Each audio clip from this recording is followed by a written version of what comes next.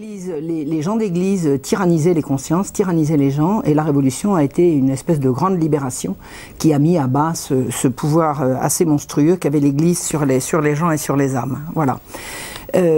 Autre chose qui est moins connue du grand public, mais qui est connue des gens qui ont un tout petit peu étudié l'histoire, est que le Parlement de Paris, enfin les parlements, ont héroïquement résisté aux abus de pouvoir, à la fois du roi et de l'Église. Bon, vous savez que le roi, c'était un grand tyran. C'est d'ailleurs à ce titre qu'on lui a coupé la tête en 1793. Et on disait toujours le roi tyrannique, les abus de pouvoir, et le Parlement, c'était les juges, c'était les tribunaux de l'époque. Le Parlement, à l'époque, au XVIIIe siècle, n'avait rien à voir avec ce que c'est aujourd'hui. Aujourd'hui, le Parlement, c'est la représentation nationale par le biais des élections.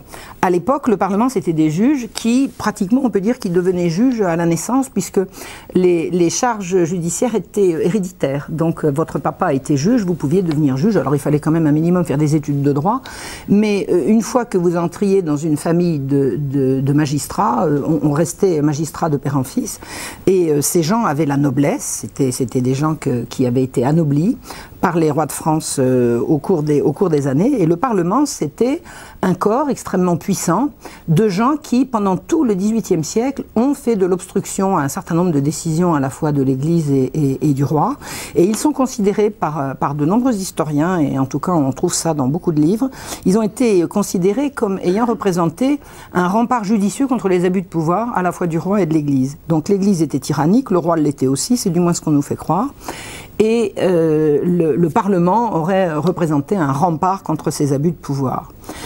Alors, qu'est représentaient les forces sous l'Ancien Régime? Les affaires religieuses, l'Église était effectivement une hiérarchie, une organisation hiérarchique qui passait du plus humble curé et ça remontait jusqu'à Rome. Les affaires religieuses relevaient de l'Église et uniquement, c'est-à-dire que l'Église était l'instance habilitée à parler de choses religieuses, de sacrements, de tout ce qui concernait les affaires religieuses relevait de l'Église et uniquement. Le roi avait le privilège exclusif de légiférer. Une loi, c'était une décision du roi. Quand le roi avait dit, on considérait que c'était la loi. Donc le roi prenait une décision et la faisait enregistrer, c'est-à-dire inscrire dans les registres, et une fois qu'une loi était enregistrée, elle était applicable dans tout le royaume. Hein? Le royaume, à l'époque, le royaume de France, qui représente à peu près ce qu'il était aujourd'hui, enfin en tout cas dans ses grandes largeurs et ses grandes longueurs, à la vitesse de circulation d'un cheval, c'était l'équivalent de la Chine, hein. C'est énorme, c'est énorme. Le royaume de France, c'était un royaume très très étendu et très très peuplé. Donc la magistrature, c'était les gens qui étaient, les juges, qui étaient là pour rendre la justice au nom du roi. Le roi avait également le privilège exclusif de rendre la justice, mais comme il ne pouvait pas être partout, il déléguait ce pouvoir à des magistrats, à des juges, qui étaient propriétaires de leur office héréditaire, comme je vous l'ai dit. Alors, ils étaient là non seulement pour rendre la justice au nom du roi, mais également pour enregistrer ces décisions royales. Ça veut dire que les registres dans lesquels se retrouvaient les lois, les décisions royales, donc les lois, étaient entre les mains des juges, et l'enregistrement, c'était l'inscription par les juges des décisions royales. Et au fil des années, les juges avaient cru judicieux, et certains rois avaient cru bon de l'accepter, les juges avaient décidé, proposé au roi de faire précéder l'enregistrement de remontrances préalables. Ça consistait en quoi? Ça consistait à dire, les juges connaissaient la loi, ils connaissaient les lois précédentes. Faire précéder une décision royale d'une remontrance préalable, ça consistait à pouvoir faire remarquer au roi que telle décision qu'il prenait pouvait éventuellement être en contradiction avec d'autres précédentes. Ce qui ne veut pas dire qu'ils avaient possibilité de pousser le roi à décider autrement. Si le roi décidait, il pouvait tout à fait décider de revenir sur une décision antérieure. Mais à tout le moins, fallait-il qu'il le sache. Et les juges en savaient beaucoup plus long en matière de droit que les rois, c'est évident. Les rois étaient certainement formés au métier de roi, ils étaient même formés depuis leur plus jeune âge, mais ils n'étaient pas forcément aussi pointus dans la connaissance du droit que l'étaient les magistrats. Donc, les magistrats pouvaient faire précéder un enregistrement d'une décision royale de remontrance préalable. Voilà. Alors, quel est le problème qui se pose pendant tout le XVIIIe siècle? Les juges, depuis qu'ils ont été anoblis, alors que je vous explique, dans l'ancien temps, c'est-à-dire au Moyen-Âge, la justice était rendue localement par les seigneurs. Et les seigneurs ont représenté de plus en plus par rapport à l'autorité royale des forces de contestation et de désordre qui ont fait que les rois, il y a eu ce qu'on appelle la centralisation monarchique, les pouvoirs sont de plus en plus remontés aux rois qui représentaient l'autorité suprême pour tout le royaume. Et pour rabaisser un petit peu les prétentions des nobles, les rois, à la sortie du Moyen-Âge, ont voulu retirer la justice à la noblesse pour la donner à la bourgeoisie montante. Les bourgeois, c'était les gens des villes. Les métiers du droit étaient entre les mains de ces gens-là. Le roi leur a donné la possibilité de rendre la justice en son nom par la création d'offices. Un office, c'est comme une charge de notaire aujourd'hui. Une charge de notaire, c'est quelque chose que vous achetez. Enfin, il faut passer, il faut prêter serment, je suppose. Enfin, je veux dire, ça, il y a tout un tas de conditions, mais c'est quelque chose qui présente une valeur marchande. Les offices de judicature représentaient une valeur marchande. Parce que les rois les ont vendus. Pour se faire de l'argent, les rois ont toujours couru après l'argent. Hein. Les rois n'avaient jamais suffisamment de sous pour être les rois. Donc, on a vendu les offices de justice à des gens qui sont devenus juges au nom du roi et qui petit à petit ont été anoblis et qui sont devenus, ils se sont agrégés à la noblesse, mais ce n'était pas la noblesse d'épée. À l'origine, les nobles, c'est ceux qui portaient l'épée. À partir de la centralisation monarchique, les juges ont été anoblis et ils ont formé ce qu'on appelle la classe robine. La robe, c'était leur tenue. Les robins, ce sont les juges. Voilà. Donc, les juges ont eu, dès qu'ils se sont constitués en corps, c'est-à-dire qu'ils ont représenté une force qui rendait la justice au nom du roi, ils ont commencé à avoir des prétentions de jugement sur les textes qu'on leur demandait d'enregistrer. Donc, vous avez compris, à la fois, ils rendaient la justice, mais ils enregistraient les lois, et ils ont eu rapidement des prétentions à expliquer à Sa Majesté, non pas seulement, je dis Sa Majesté parce que c'est comme ça qu'il disait, hein, c'est pour faire court, que non seulement tel texte était éventuellement pas conforme aux lois précédentes, mais peut-être que c'était pas bien, qu'il fallait, enfin ils ont prétendu de plus en plus expliquer aux rois comment il fallait faire. Et les rois n'ont pas aimé du tout. Notamment, alors je vais vous donner un exemple de résistance à l'enregistrement qui a été assez douloureux. Quand Henri IV a mis fin aux guerres de religion et qu'il a fait enregistrer l'édit de Nantes. Hein, l'édit de Nantes, c'était un édit de pacification qui acceptait que la France ne soit pas que catholique, puisque la France était essentiellement catholique, elle ne pouvait être que catholique. Donc il y a eu un édit de tolérance qui s'appelle l'édit de Nantes, qui a consisté à donner un certain nombre de droits et de prérogatives aux protestants en tant que minorité. Le Parlement a refusé d'enregistrer, en disant ça va pas. Et le roi leur a dit, mais attendez, mêlez-vous de vos affaires. Vous êtes là pour enregistrer, pas pour me dire ce qui est bien. Et les magistrats insistaient, ils représentaient un pouvoir. Henri IV était très autoritaire, c'était un roi qui était extrêmement populaire et extrêmement débonnaire et très aimé du peuple, mais il a été extrêmement ferme avec les magistrats et il leur a dit, vous faites les entendus en matière d'État et n'y entendez non plus que moi à rapporter des procès. C'est-à-dire, mêlez-vous de vos affaires, votre savoir-faire, vos compétences, c'est de rendre la justice et d'enregistrer mes décisions, pas de les discuter. Et ça s'arrêtait là. Quand Louis XIV était petit, à la mort de Louis XIII, il y a eu 4 ans de guerre civile, qui s'appelle la Fronde, qui était menée à l'origine par des magistrats qui ont voulu profiter de la minorité du petit roi pour imposer leurs desiderata et leurs prétentions. Louis XIV a gardé un extrêmement mauvais souvenir de la Fronde, où il a vécu des humiliations, et sa mère aussi, sa mère a été abominablement calomniée pendant la période. Et Louis XIV a gardé une dent extrêmement sévère contre les prétentions des juges. Et en 1673, il a interdit les remontrances. Le roi a dit, vous n'avez pas le droit de me faire la moindre remontrance. Le roi savait s'entourer des conseillers qu'il fallait. S'il faisait une erreur dans telle ou telle décision, il n'avait pas besoin des juges pour le lui dire, et il s'en débrouillait avec son entourage qu'il était seul maître de choisir. L'autre face du problème au XVIIIe siècle, c'est le jansénisme. Au XVIIe et XVIIIe siècle, c'est le jansénisme. Qu'est-ce que c'est que le jansénisme? Le jansénisme, c'est un protestantisme non schismatique. Alors je ne sais pas si ça vous dit quelque chose, mais le protestantisme a représenté en Europe un schisme, c'est-à-dire que ceux qui sont devenus protestants se sont séparés de Rome et ont cessé d'obéir au pape sur le plan du dogme. Hein. Donc le protestantisme, il y a eu au moment de la montée du protestantisme, c'est-à-dire au XVIe siècle, un schisme en Europe, Vous avez eu l'Europe catholique et l'Europe protestante. Les jansénistes sont des sortes de protestants qui n'auraient pas rompu avec Rome. Mais, donc ils se considèrent catholiques, ils continuent de dire qu'ils obéissent au pape, ils continuent de se dire partie tout à fait du royaume de France catholique, mais ils partagent avec les protestants une idée que le catholicisme a en horreur et qui touche à la grâce. Qu'est-ce que c'est que la grâce? La grâce, c'est le souffle divin, c'est le souffle que Dieu donne ou ne donne pas aux hommes. Pour les protestants et pour les jansénistes, Dieu donne la grâce à qui il veut. C'est-à-dire qu'il y a les élus et les autres. Pour le catholicisme, Dieu donne la grâce à tout le monde et les hommes sont libres d'en faire ce qu'ils veulent, de faire le bien ou de faire le mal. Pour le protestantisme, il y a une espèce d'impossibilité de faire le bien si Dieu a choisi de vous faire le mal.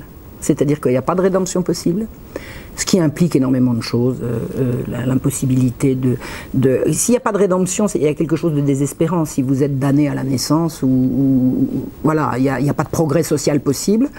Et les prétentions du jansénisme ont été d'imposer cette idéologie en France, en disant que, alors en faisant des querelles théologiques, des querelles d'idées, et ça a duré des années. Les premiers jansénistes ont émergé à l'époque de Louis XIII. Richelieu les a détestés tout de suite. Mazarin, pendant la régence, pendant l'enfance de Louis XIV, ça a été la même chose. Et Louis XIV a dit qu'il ne voulait pas entendre parler de ces gens-là. Il n'avait pas envie. D'abord parce qu'il cassait les pieds à tout le monde, parce qu'il prônait une espèce de morale lugubre, le renoncement au bien de ce monde, le renoncement au plaisir. Puis Louis XIV, c'était pas le genre à vouloir renoncer au plaisir, hein. C'était un grand sensuel, c'était un grand amoureux, il aimait bien les fêtes, les fastes et les belles femmes, et Dieu sait s'il en a eu. Et il n'aimait pas qu'on vienne expliquer que la vie est une vallée de larmes et qu'il faut renoncer à tout. D'autant qu'un roi n'a pas besoin de magistrats qui sont décidés à renoncer à tout. Un roi, il a besoin de gens qui se battent pour que ça marche, et pas de gens qui disent on se retire, rien n'est faisable, rien n'est possible. Et Louis XIV a tellement détesté les jansénistes qu'il a fini par en mettre en prison, et surtout il a fait détruire le cimetière, oui, au bout. Il a fait détruire le monastère de Port-Royal, dans la vallée de Chevreuse, dans le sud de Paris, qui était vraiment le lieu de rassemblement des jansénistes. C'est là que les jansénistes se retrouvaient, qui priaient, qui écrivaient, qui préparaient une espèce de royaume à leur manière. Louis XIV les a vraiment détestés, il les a chassés et il a fait fermer le couvent de Port-Royal et il l'a fait raser.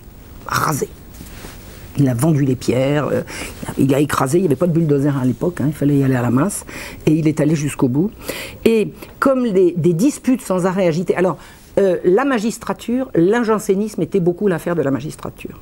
Il y avait beaucoup de jansénistes chez les magistrats et de magistrats chez les jansénistes. Ce n'était pas une exclusivité ni d'un côté ni de l'autre, mais vraiment le jansénisme a été l'idéologie dominante dans la magistrature frondeuse, désireuse de partager le pouvoir avec le roi, désireuse d'ergoter toujours sur des décisions qu'ils se considéraient plus habilités que tout le monde à juger. Donc Louis XIV les a fait taire. Alors il a interdit les remontrances aux magistrats et il a interdit le jansénisme. Il dit qu'il ne voulait plus entendre parler de ces gens-là. Et une fois qu'il a eu rasé Port-Royal, il en a appelé au pape en lui disant voilà, il y a un texte qui circule qui prétend que nous avons tort et qu'ils ont raison. C'est un texte janséniste. C'était Pasquier-Quesnel s'appelait le monsieur qui avait écrit ce texte. Et le roi a demandé au pape de juger de ce texte. Voilà, c'est catholique ou c'est pas catholique. Et le pape a répondu en 1713 par une bulle qu'on appelle Unigenitus, qui a très clairement repris sans une proposition du traité de Pasquier-Quesnel en disant que ces propositions étaient hérétiques. C'est-à-dire qu'on ne pouvait pas être catholique et janséniste à la fois. Voilà, c'est le pape qui a tranché, il est là pour ça, c'est la raison d'être de la papauté, c'est précisément de trancher dans ce genre de querelle. Et le pape a dit non, par la bulle Unigenitus, on dit aussi la constitution Unigenitus, le pape a dit que le jansénisme était une hérésie.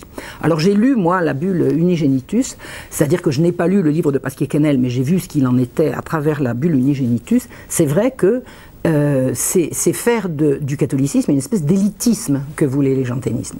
Il y a les élus et il y a les autres. Il y a ceux qui ont la grâce et ceux qui ne l'ont pas. Il y a une prétention de la part des jansénistes à vouloir s'occuper, en tant que laïc, à vouloir s'occuper de choses religieuses. Un juge, un magistrat janséniste, qui n'est pas un ecclésiastique, hein, qui rend la justice au nom du roi, prétend avoir des opinions valables sur le dogme catholique.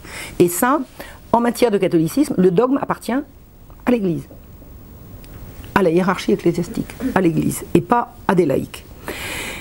Donc, quand le pape a rendu sa bulle, Unigenitus en 1713, le clergé français l'a accepté à 40 pour et 8 contre.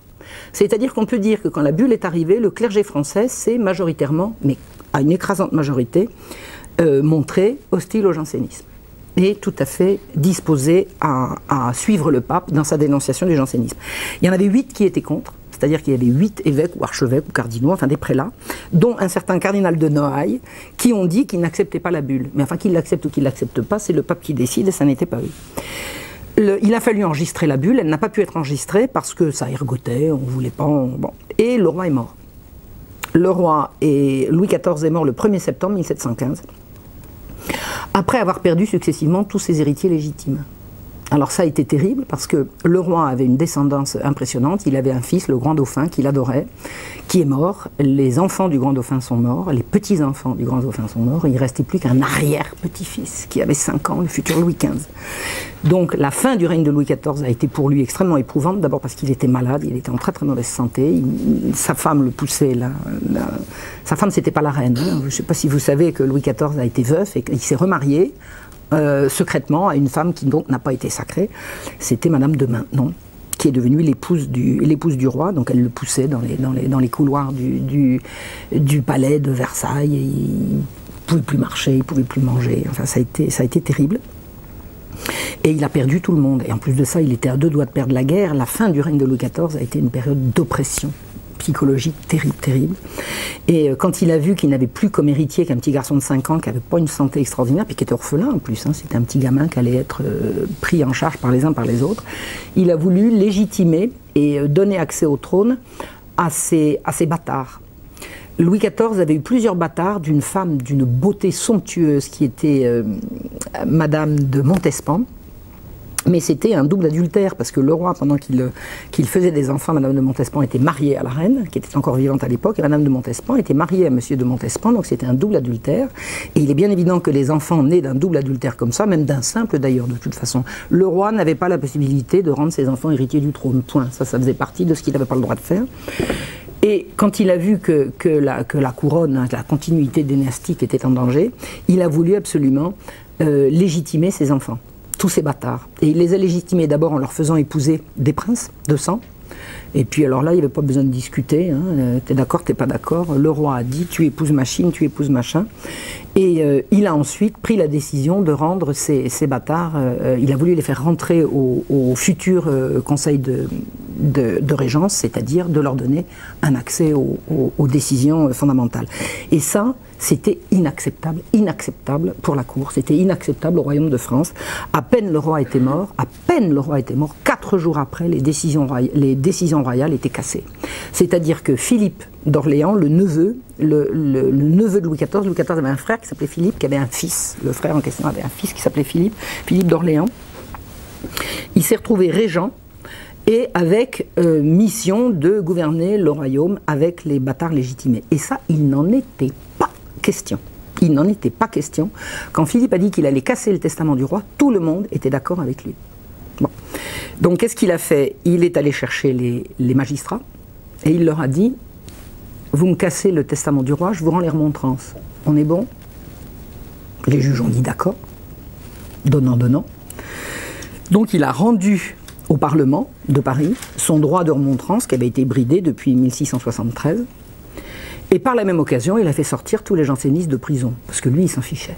Philippe, la religion, ça lui passait là. C'est-à-dire, c'est pas qu'il était mécréant, il n'était pas du tout anticlérical, mais il s'en fichait. Il s'en fichait, c'était pas son problème. Donc quand on lui expliquait que les jansénistes n'étaient pas d'accord avec lui avec ça, ça le rasait, il disait, moi je m'en fiche, je ne veux pas le savoir. Le jour de la mort du roi, il y a le confesseur du roi qui est venu le voir en lui disant « Qu'est-ce que vous comptez faire de moi ?» Et Philippe lui a répondu « Mais vous vous méprenez, moi je suis là, le régent, voyez avec vos supérieurs, je n'ai rien à voir avec ça. » Il ne voulait pas s'occuper d'affaires de religion.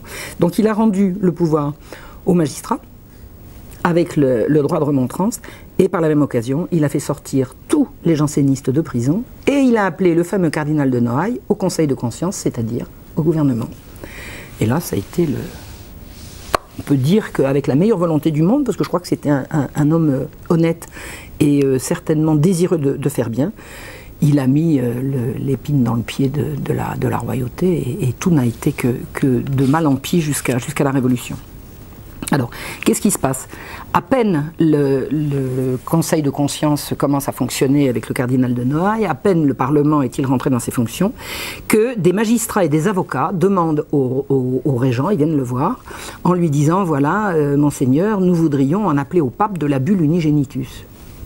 Il dit, vous en appelez au pape? Mais attendez, il n'y a pas d'appel possible. Hein. La bulle, le pape a décidé, il n'y a pas d'appel possible. Ah, mais si, il faudrait quand même... Mais non, dit Philippe, non. Ça ne c'est pas comme ça que ça se passe. Le pape a décidé, on ne va pas revenir. Alors ils disent, bon, ben, vous savez ce qu'on va faire? On va en appeler un concile. Un concile français, un concile gallican, ce qu'on appelait le gallicanisme, c'est-à-dire le catholicisme à la française. Et Philippe dit non. Et eux, ils disent oui. Non, oui, non. Et une campagne est lancée par les jansénistes, qui décident d'en appeler à un concile. Ces gens-là, on va les appeler les appelants. Ils veulent absolument qu'un concile de l'Église de France se réunisse pour décider si on va accepter la bulle Unigenitus ou pas. C'est extrêmement grave, parce qu'à partir du moment où le pape a dit que le jansénisme était hérétique, remettre en cause la décision du pape, ça veut dire faire entrer la France dans l'hérésie. C'est inacceptable. De leur point de vue, c'est totalement inacceptable. Mais eux, les jansénistes, veulent absolument. Et les avocats qui sont avocats comme aujourd'hui, hein, se mêlent de faire des textes, ils réfléchissent, ils regardent, ils font des consultations et ils font circuler un tas d'écrits en disant appel à la bulle. C'est-à-dire que les magistrats et les avocats se mêlent d'affaires religieuses pour dire ce qui doit être fait. Le cardinal de Noailles, alors j'ai oublié de vous dire une chose, je peux encore le dire maintenant, c'est pas trop tard. Les jansénistes ont comme caractéristique d'avoir une haine viscérale mais presque maladive et obsessionnelle contre les jésuites. Alors qui sont les jésuites? C'est un ordre religieux masculin né au XVIe siècle, à l'époque de la réforme catholique. D'abord, vous avez la réforme protestante, après vous avez le Concile de Trente, qui est la grande réforme catholique, qui va déterminer ce qu'on va appeler l'humanisme chrétien, hein, l'humanisme catholique, c'est-à-dire la liberté humaine, l'unicité de l'humanité, etc. Et les jésuites ont été créés autour du Concile de Trente, je ne sais pas si c'est au début, au milieu ou à la fin, je ne sais pas, mais pour propager sur la planète entière les canons du Concile de Trente, c'est-à-dire l'humanisme, hein, l'humanisme catholique. Et les jansénistes ont une haine obsessionnelle des jésuites. Alors pour tout un tas de raisons, mais... J'en parle dans ma conférence sur l'anti-humanisme des Lumières, ma conférence de Marseille, qui est parue le 2 juin dernier. Voilà. Le cardinal de Noailles, il partage cette haine obsessionnelle des jésuites, et il l'a fait suivre d'une interdiction aux jésuites d'administrer les sacrements sur son ressort. Alors son ressort, c'est le diocèse de Paris. Paris et au-delà, je crois que c'est assez vaste. Et il interdit aux jésuites d'administrer les sacrements. Et il leur envoie un huissier de justice. Alors vous avez une maison à rue Saint-Antoine à Paris, je ne sais pas ceux qui connaissent Paris, rue Saint-Antoine, entre Bastille et Châtelet. Au milieu, vous avez une église. C'est là qu'était... il y a un lycée maintenant, je crois que c'est le lycée Charlemagne, enfin c'est à côté, c'est dans ce coin-là. Et les jésuites avaient ce qu'on appelait leur maison professe à cet endroit-là. J'espère que je n'ai pas dit de bêtises, si j'ai dit une bêtise, je la corrigerai. Ils avaient là leur maison professe, c'est-à-dire c'était le siège de leur compagnie sur Paris. Et ils ont reçu un huissier qui leur a interdit d'administrer les sacrements. C'est-à-dire que le cardinal de Noailles utilisait la voie judiciaire pour faire connaître ses décisions. On raconte que les jésuites sont des affreux qui, au Paraguay, ont réduit en esclavage 40 000 hommes. Alors pour ceux qui connaissent un petit peu l'histoire des réductions des jésuites auprès des Guaranis au Paraguay, c'est pas tout à fait ça, hein. C'est-à-dire que les jésuites ont au contraire mis à l'abri les Indiens Guaranis, enfin les Amérindiens, on dit Indiens par facilité, ils les ont mis à l'abri en les convertissant et en vivant avec eux, ils les ont mis à l'abri des chasseurs d'esclaves, hein. parce que la conquête du Nouveau Monde, ça a été quand même une mise en esclavage de beaucoup de gens, et les Indiens Guarani, pendant 2 siècles, ont quand même été mis à l'abri de ces horreurs-là par les Jésuites. Alors les Jésuites ont fait, moi, je ne connais pas dans les détails, mais ce que j'en ai lu, il y a un film très beau qui s'appelle Mission, je ne sais pas si vous avez vu, qui montre comment les Jésuites se sont fait finalement massacrer pour avoir soutenu les Guarani contre les esclavagistes. Hein. Donc le cardinal de Noailles raconte qu'au Paraguay, ils ont réduit en esclavage 40 000 hommes. C'est exactement l'inverse. La durée de travail, la journée de travail de l'Indien Guarani était 2 ou 3 heures plus courte que celle de l'ouvrier parisien à l'époque. Il faut quand même savoir. Donc, qu'est-ce qui se passe? En mars 1716, alors le roi est mort le 1er septembre 1715. En mars 1716, c'est rapide, hein. Le Parlement d'Aix, c'est-à-dire le tribunal, hein, le Parlement, vous avez compris, c'est l'ensemble des juges. Le Parlement d'Aix-en-Provence annule le mandement de l'évêque de Toulon qui a refusé d'ordonner des ecclésiastiques qui ont refusé la bulle. C'est-à-dire que l'évêque de Toulon voit arriver des ecclésiastiques qui disent « nous sommes jansénistes et nous refusons la bulle », donc l'évêque leur dit « vous ne serez pas ordonnés prêtres », et le Parlement dit « si, ils seront ordonnés prêtres » et il donne l'ordre. De quel droit? À quel titre? Les juges se mêlent de religion et veulent régenter l'Église. Quelques mois seulement après la mort du roi. C'est le début d'une longue liste. Les juges légifèrent en matière ecclésiastique à Reims, à Toulon, à Châlons, à Marseille, à Apt ou à Orléans. Partout, les juges disent « les règles de l'Église en passeront par nous ». Ils font signer, pour obtenir d'avoir un concile, ils font signer des pétitions aux curés qui se disent prêts à déobéir au cardinal si le cardinal faiblit. Alors pourquoi est-ce qu'ils ont peur que le cardinal faiblisse? Parce que le cardinal de Noailles a dit qu'il était contre la bulle, mais il reste quand même attaché à l'Église et il sait que, comme il y a risque d'excommunication, il sait qu'il risque gros, et c'est pas facile d'être catholique, cardinal et contre le Vatican. Il y a un truc qui cloche. Donc les jansénistes comptent sur le cardinal de Noailles pour faire avancer leurs idées, mais ils ont peur en permanence que le cardinal faiblisse, et ils font signer aux curés, qui vont voir, c'est des militants, hein, ils vont voir les curés dans les cures, et ils leur disent, voilà, vous signez là, et vous dites que vous êtes prêts à déobéir au cardinal s'il faiblit. Et les curés signent.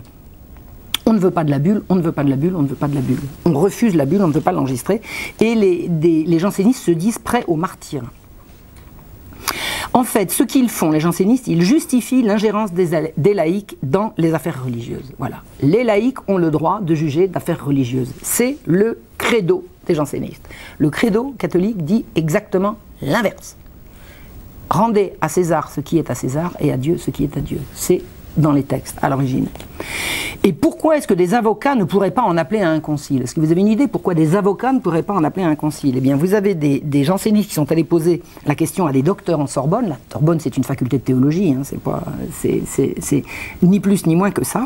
Un certain Besoigne, qui en bon janséniste explique, alors vous allez voir comme c'est du sophisme, hein, nier le droit pour les avocats d'en juger, nier ce droit serait enlever aux magistrats le droit de connaître de ces matières ce qui reviendrait à attaquer le roi dans ses prérogatives de protecteur des franchises de l'Église. C'est-à-dire, si vous empêchez aux avocats de prendre position sur des sujets religieux, vous attaquez les magistrats et vous attaquez donc le roi. Essayez de comprendre, comprenne qui voudra, comprenne qui pourra, qui voudra, ça suffit. Je crois que c'est assez clair. Les magistrats, à peine rendus à leur prérogative à peine revenus dans leur prérogative d'enregistrement avec remontrance, font de l'obstruction, tout de suite. Juillet 1720, le Parlement refuse d'enregistrer une décision du régent pour laquelle, disent-ils, ils n'ont pas été consultés. Jamais personne n'a consulté le Parlement avant de prendre une décision. Aucun roi n'a consulté le Parlement. Et là, ils disent au régent, non, votre truc là, non, vous ne nous avez pas consulté, on n'enregistrera pas. Philippe est furieux, mais il n'a qu'à s'en prendre qu'à lui. C'était à lui de comprendre que Louis XIV n'était pas que un tyran, c'était aussi quelqu'un qui avait un sens politique suraigu.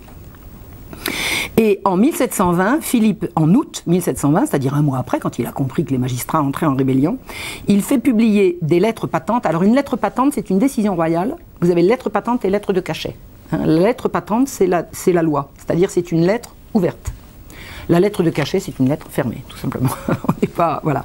Donc la lettre patente, c'est ce qui va être publié. La lettre de cachet, c'est ce qui va se lire dans les services concernés, sans que ce soit publiable. Donc, des lettres patentes sont publiées en août 1720, c'est-à-dire signées du roi, qui déclarent nuls les appels au concile et déclarent que l'unigénitus sera reçu dans tout le royaume. D'accord? Donc ça, c'est une décision royale. Eh bien, les magistrats nomment des commissaires pour étudier le texte, voir si c'est vrai, s'il est bon et si on va enregistrer. C'est-à-dire que c'est de la rébellion. Furieux, Philippe les exile à Pontoise. Alors de Paris à Pontoise, il y a quoi? Il y a une quinzaine, peut-être une vingtaine de kilomètres. Alors ils partent en grand train, avec leur carrosse, avec leur personnel et tout. Ils partent en exil à Pontoise, persuadés d'être les martyrs de la grande cause. Et le régent dit, bon, bah, s'ils ne sont pas là, on va quand même enregistrer. Alors il y avait moyen de mettre sur pied des tribunaux d'exception. Il y en avait un qui s'appelait le Grand Conseil. Quand le roi voulait prendre des décisions qu'il ne voulait pas mettre entre les mains des magistrats qui étaient un peu trop rebelles ou pas fiables, ça avait été le cas dans l'affaire des Poisons, le roi était capable de mettre sur pied un tribunal d'exception. Alors je reviens à l'affaire des Poisons. L'affaire des Poisons, c'était sous Louis XIV. Il y avait eu des histoires de sorcellerie, d'empoisonnement, enfin des trucs absolument abominables. Et il y avait tellement de complicité à haut niveau que le roi avait mis sur pied un tribunal d'exception qui était la Chambre ardente, qui a été chargée tout à fait à part du Parlement de juger des affaires. Donc là, Philippe met sur pied le Grand Conseil et il dit on va demander au Grand Conseil d'enregistrer. Donc il nomme les magistrats qu'il faut, on convoque le Grand Conseil, on fait enregistrer l'acceptation de la bulle Unigenitus dans tout le royaume et le pape fait savoir qu'il se connaît bien la loi française et qu'il sait très bien que c'est l'enregistrement au Parlement qui est valable et que l'enregistrement au Grand Conseil sera contesté à la première occasion. Alors qu'est-ce qu'on fait? Il n'y a pas moyen. Il n'y a pas moyen. Philippe est furieux, il envoie le nonce apostolique lui dire que votre pape y vienne, mais qu'il me montre comment il arrivera à mettre à raison tous ces bourgs-là. Moi, j'y arrive pas, je peux pas plus. Finalement, le concile d'Embrun, un concile est réuni à Embrun en 1728, et là, le cardinal de Noailles accepte la bulle, il se soumet, et le jansénisme est considéré comme ne faisant plus n'étant plus dans l'Église de France. C'est la défaite des jansénistes. Le fameux concile qu'ils ont voulu, ils l'ont perdu. L'évêque qui s'appelait Soanen, qui était évêque ça m'échappe, était un janséniste tout à fait outré et il a été déposé. Voilà. Donc le jansénisme est vaincu, c'est terminé, on ne va plus en parler. Et les façons de faire de ces gens-là pour obtenir ce qu'ils voulaient, je vais vous lire ce que dit Edmond Barbier. Edmond Barbier, c'était un avocat sans robe qui habitait à Paris, pas très loin dans le 5e arrondissement, pas très loin du palais de justice, et qui suivait tout ça à la loupe tous les jours. Et il a écrit un journal depuis la Régence jusqu'à 1763 ou 4, je crois. Et on a vraiment tout le siècle de Louis XV à travers les mémoires de Barbier. C'est vraiment un document tout à fait exceptionnel.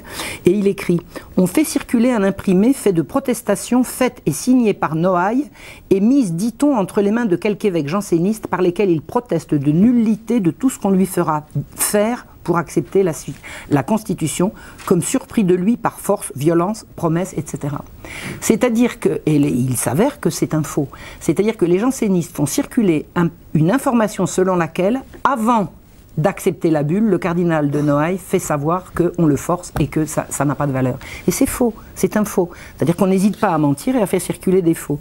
Et continue Barbier, les jansénistes avaient cela tout prêt pour jeter dans le public au jour du mandement où il allait reconnaître la Constitution Unigenitus.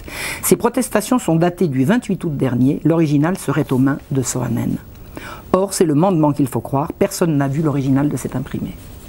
C'est-à-dire qu'on comprend que les jansénistes ne veulent pas obéir et qu'aucun appel à la raison ou à l'obéissance n'est susceptible de les faire fléchir.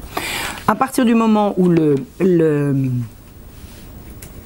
concile d'Embrun a décidé et qu'on sait qu'à présent l'Église de France a accepté la bulle Unigenitus, va être créé un journal qui s'appelle les Nouvelles Ecclésiastiques et qui va être la bombe,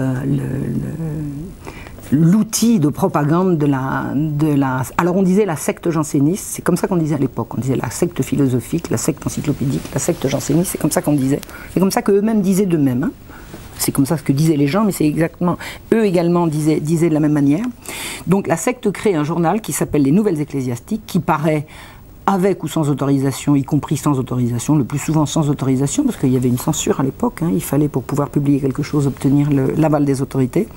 Et au nez et à la barbe des autorités, ils vont publier toute leur propagande janséniste contre les décisions royales, contre les... Voilà.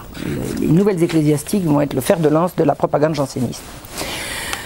À partir du moment où ils ont perdu, par le concile d'Embrun, ils vont changer leur fusil d'épaule et ils vont dire il faut que Dieu soit avec nous, il faut qu'on prouve que Dieu est avec nous. Alors, il y a une reprise en main. Alors, le régent est mort, Philippe est mort, et arrive au pouvoir le cardinal de Fleury qui est Premier ministre. Alors, le cardinal de Fleury, c'est l'ancien précepteur du petit roi. Il est devenu grand dans l'intervalle. On arrive en 1730, le roi est grand.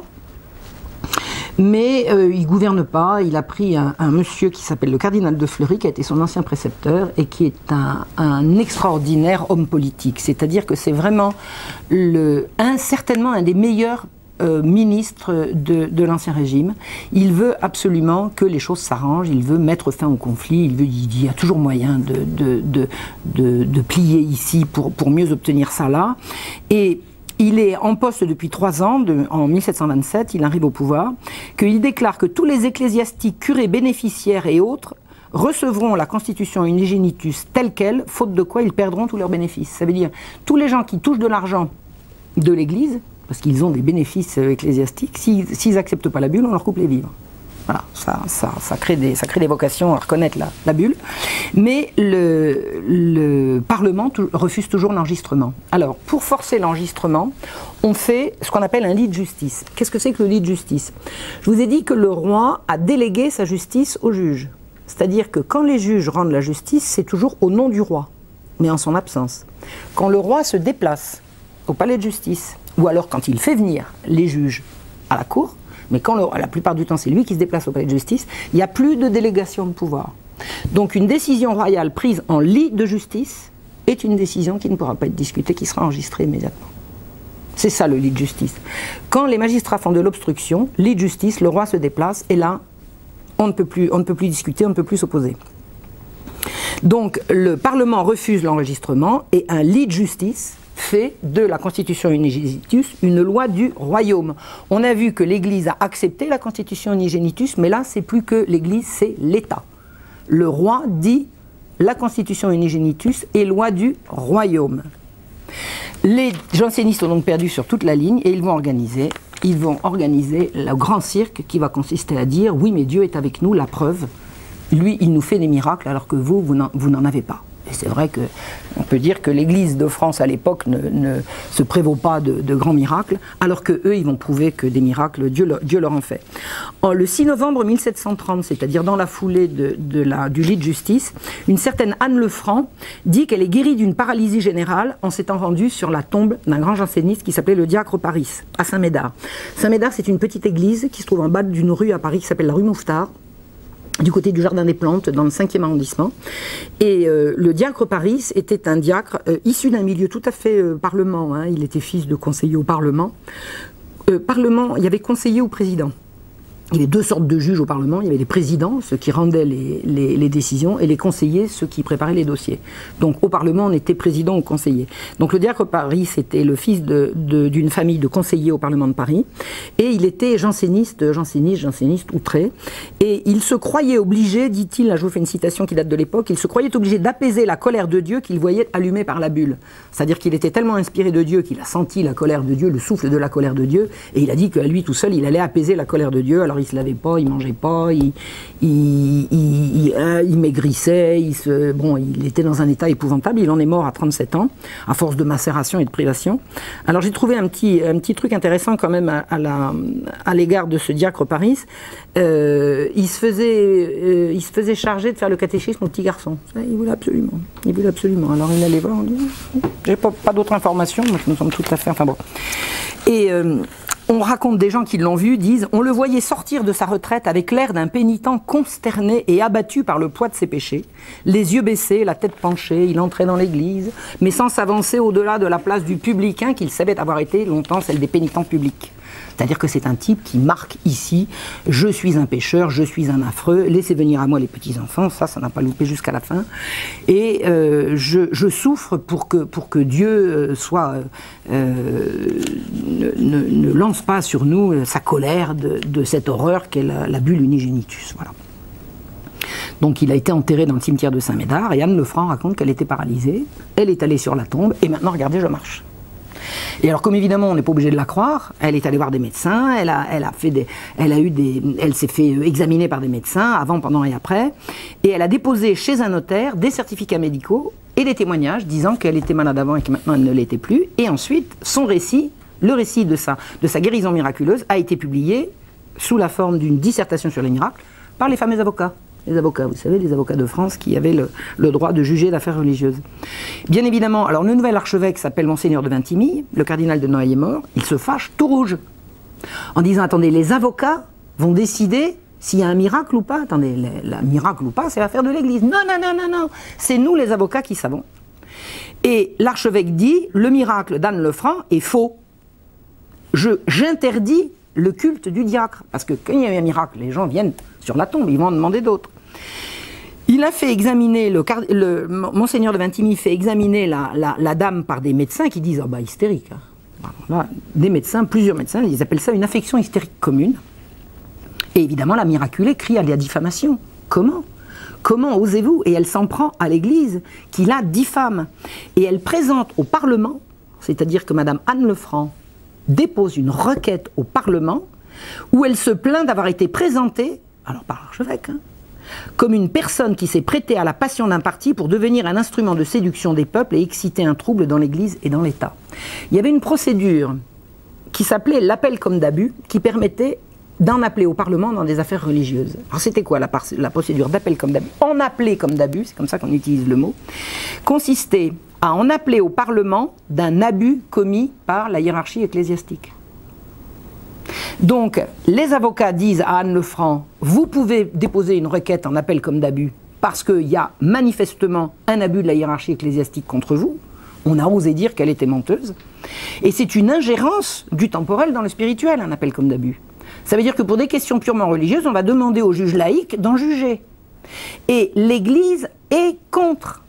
L'Église est contre, mais ce n'est pas l'Église qui légifère. C'est-à-dire que pendant le Concile de Trente, le Concile de Trente avait déclaré que la procédure d'appel comme d'abus était une procédure non recevable par l'Église. Mais les canons du Concile de Trente n'avaient pas été enregistrés par le Parlement en France. C'est-à-dire que le Concile de Trente les canons du Concile de Trente ont été acceptés par l'Église de France, mais pas par les juges de France. Il faut savoir ça. Ça veut dire que la procédure d'appel comme d'abus permettait au Parlement de se mêler d'affaires ecclésiastiques contre l'avis de l'Église. Et là, en l'occurrence, le Parlement a jugé la requête d'Anne Lefranc recevable et les avocats ont été chargés de se défendre. C'est-à-dire que le Parlement de Paris va juger si Madame a été, oui ou non, miraculée. De quoi se mêle-t-il ? De quoi se mêle-t-il ? Les avocats, ils sont à peu près 25. Ce sont les fanatiques de chez fanatiques. Ils sont dirigés par un jeune homme qui s'appelle Lepage, Louis-Adrien Lepage, qui a 19 ans à l'époque. Alors j'ai fouillé dans les archives de Lepage, parce que tout ce qu'il a écrit, il ne se passait pas une journée sans qu'il note tout. Il avait des petits papiers quelquefois grands comme ça, qui étaient tout classés. Les archives de Lepage, c'est énorme. Il écrivait toute la journée sur tout. Il avait une écriture toute petite, une écriture de mouche, mais extrêmement lisible. Et si vous voulez savoir tout ce qui s'est passé dans le siècle, il faut aller jeter un œil dans les archives de Louis-Adrien Lepage, et c'est ce que j'ai fait. C'est ce que j'ai fait notamment pour l'affaire d'Amiens.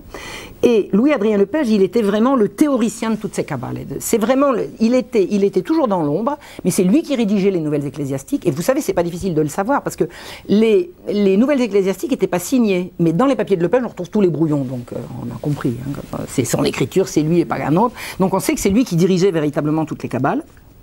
Et c'est lui qui dirigeait 25 avocats qui décidaient de si oui ou non il fallait aller en concile, si oui ou non Anne Lefranc avait été miraculée ou pas. Et il les appelait les Israélites en marche. Alors ces gens-là avaient une espèce de folie qui avait été mise sur pied par un abbé d'Ettemar qui disait qu'en fait les jansénistes étaient les nouveaux Israélites en fait. Et puis tout ce qui s'était passé dans la Bible, on allait le retrouver sous forme de figures dans le temps présent. Et chaque fois qu'il se passait quelque chose, ils essayaient de trouver des explications alambiquées pour expliquer que oui, bien sûr, Dieu voulait ça comme ça. C'était des dingues, vraiment des dingues. Et les avocats en question, ils étaient totalement pour cette histoire de miracle dans le cimetière de Saint-Médard. Ils étaient absolument pour dire qu'ils étaient habilités de juger des affaires ecclésiastiques, et ils étaient persuadés que chaque fois qu'on les exilait ou qu'on leur tapait sur les doigts, ils remerciaient Dieu de leur faire la grâce de souffrir pour la justice. Voilà. Voilà. C'est ces gens-là qui voulaient absolument en décider. Les miracles ont commencé à avoir lieu au cimetière. Alors, allez savoir s'il y a des miracles ou pas. Comment savoir? Vous avez des gens qui arrivent éclopés, qui repartent sur 2 pieds. Il faut savoir que s'ils étaient vraiment éclopés avant d'arriver, on ne sait pas. Ce qu'on sait, c'est qu'il y a eu ce qu'on a appelé rapidement des convulsions. C'est-à-dire que des gens étaient pris de convulsions, ils se couchaient sur la tombe du diacre, et puis au bout d'un moment, ils se mettaient à baver, à crier, ils faisaient des sauts de carpe et tout. C'était très très spectaculaire, puis je crois qu'au bout d'un moment, quand vous êtes allongé sur un truc froid, vous avez peut-être envie de vous détendre, je ne sais pas. Et ça a commencé à attirer du monde. C'est-à-dire que on disait au début, la guérison a eu lieu, le miracle a eu lieu, et les convulsions sont venues. Puis après, on a des convulsions pour guérir. Donc, puis après, si on n'a pas de convulsions, on ne guérira pas. Puis après, tout le monde avait des convulsions. Ça a été un cirque. Ça a été un cirque. Alors, vous imaginez des femmes qui se mettent sur la tombe puis qui brusquement à pousser des hurlements, à arracher leurs vêtements et tout. Alors, elles se retrouvaient à moitié dénudées. Les gens trouvaient ça intéressant. Alors, ils arrivaient comme au spectacle, ils s'installaient autour. C'était la distraction. Mais attendez, alors ça se prétendait religieux. C'était un trouble à l'ordre public manifeste, quoi. Et c'est devenu de plus en plus fou. Ils faisaient des sauts de carpe, ils poussaient des hurlements, ils faisaient des exhibitions. Et des tas de simagrées. Des simagrées. La police, on sait à peu près tout de ça, parce que la police a envoyé ses inspecteurs, et vous avez des rapports et des rapports et des rapports et des rapports sur les convulsions au cimetière de Saint-Médard. C'est complètement fou. Complètement fou. Et quand la guérison venait pas, par exemple, il y a un brave monsieur qui est venu avec une jambe plus courte que l'autre. Alors il attendait, il revenait tous les jours en attendant que sa jambe repousse. Elle ne repoussait pas. Mais alors, il avait des grosses convulsions. Et il y en a un, attendez, c'est tellement dingue. Il y en a un, il avait je sais pas trop quoi. Oui, lui aussi, il avait une jambe plus courte que l'autre. Enfin, je sais pas, il boitait bas. Et il y a une sœur, entre guillemets, c'était pas une religieuse, hein, c'était une sœur en jansénisme, qui avait dit qu'elle connaissait le moyen de le guérir. Elle l'a fait pencher en avant sur une table, en tenant bien la table, et elle lui a foncé tête baissée dans les fesses. Et à chaque fois, alors, je ne sais pas si vous imaginez les gens qui assistaient à ça, ils se marraient, mais il ne fallait pas dire que c'était des simagrées, parce qu'il y a plusieurs personnes qui ont dit « bon, arrêtez votre cirque », mais ils ont failli se faire lyncher, parce que c'était des miracles et qu'il ne fallait pas rire de ces choses-là. Et alors le truc le plus croustillant que j'ai trouvé, c'est que c'est tellement incroyable que j'ai commencé par pas le croire. Je vais vous expliquer l'histoire. On raconte qu'un Suisse était venu et qui souffrait, je vous le donne en mille, de constipation. Et alors, comment savez-vous qu'un miracle a eu lieu sur un constipé, à votre avis? Il s'est assis sur la tombe et vous devinerez jamais ce qui s'est passé. Mais alors, il paraît qu'il y a eu un culte au Saint-Excrément et tout. Moi, j'ai dit, mais c'est pas vrai, c'est des gens qui racontent des histoires. Parce que ça, c'est pas tiré de Barbier, c'est tiré des archives de la police de Paris. C'est des trucs qui ont été écrits après la Révolution. Et là, j'ai eu un doute. J'ai dit, là, c'est pas vrai. Ça, c'est pas vrai. Ça, je ne le crois pas. Je suis sûr que c'est des gens qui ont exagéré. Si Barbier l'avait dit, Barbier, il est complètement fiable. Parce que Barbier, quand il n'a pas vu les trucs, il dit machin dit que, machin répète que, celui-là, à mon avis, il est fiable, celui-là, il n'est pas. Barbier, c'est une bonne source. Mais là, je me dis, non, c'est pas une bonne source, je le crois pas. Eh ben, figurez-vous que j'ai trouvé une chanson, il y a un chansonnier du XVIIIe siècle qui raconte qui reprend toutes les chansons qui se racontaient à l'époque. Eh ben, j'ai trouvé le chansonnier. Je vais vous lire la chanson. Je vais pas vous la chanter parce que...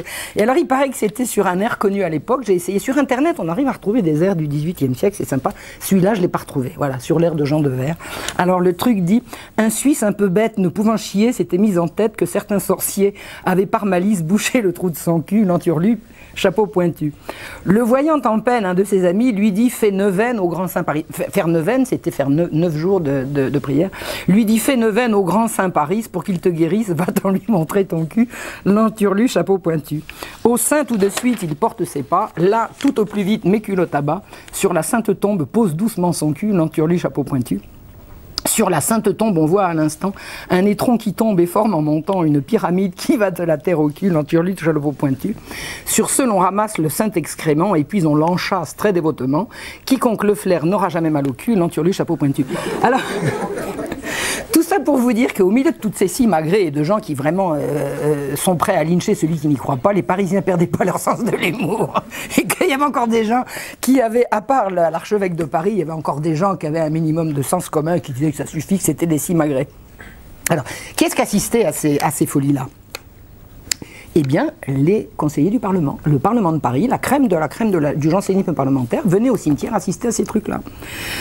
Alors il y a des noms comme Séguier, Nicolas, Carré de Montgeron, Enderrand, Lecoq, etc. Et puis des gens de la cour. Vous avez des noms prestigieux comme La Rochefoucauld, Montmorency, Duchesse de Brissac qui se rendaient là et qui venaient assister à ça. Ça donnait de l'importance aussi, malgré, de dire que tous ces gens-là venaient voir. Et les séances ont rapidement tourné très très très mal. Et là vraiment très très mal. C'est-à-dire que quand on avait remarqué que des gens qui commençaient à avoir un petit peu des convulsions, si on leur envoyait une paire de gifles, ça convulsionnait plus fort. Et de paire de gifles, on est arrivé à coups de poing, de coups de poing à coups de bâton à coups d'épée, puis on est arrivé à des véritables séances de sadomasochisme. C'est-à-dire que des tortures abominables ont été organisées sur des femmes majoritairement qui la plupart du temps étaient volontaires, c'est-à-dire d'authentiques hystériques. Voilà, c'est comme ça que ça s'appelle.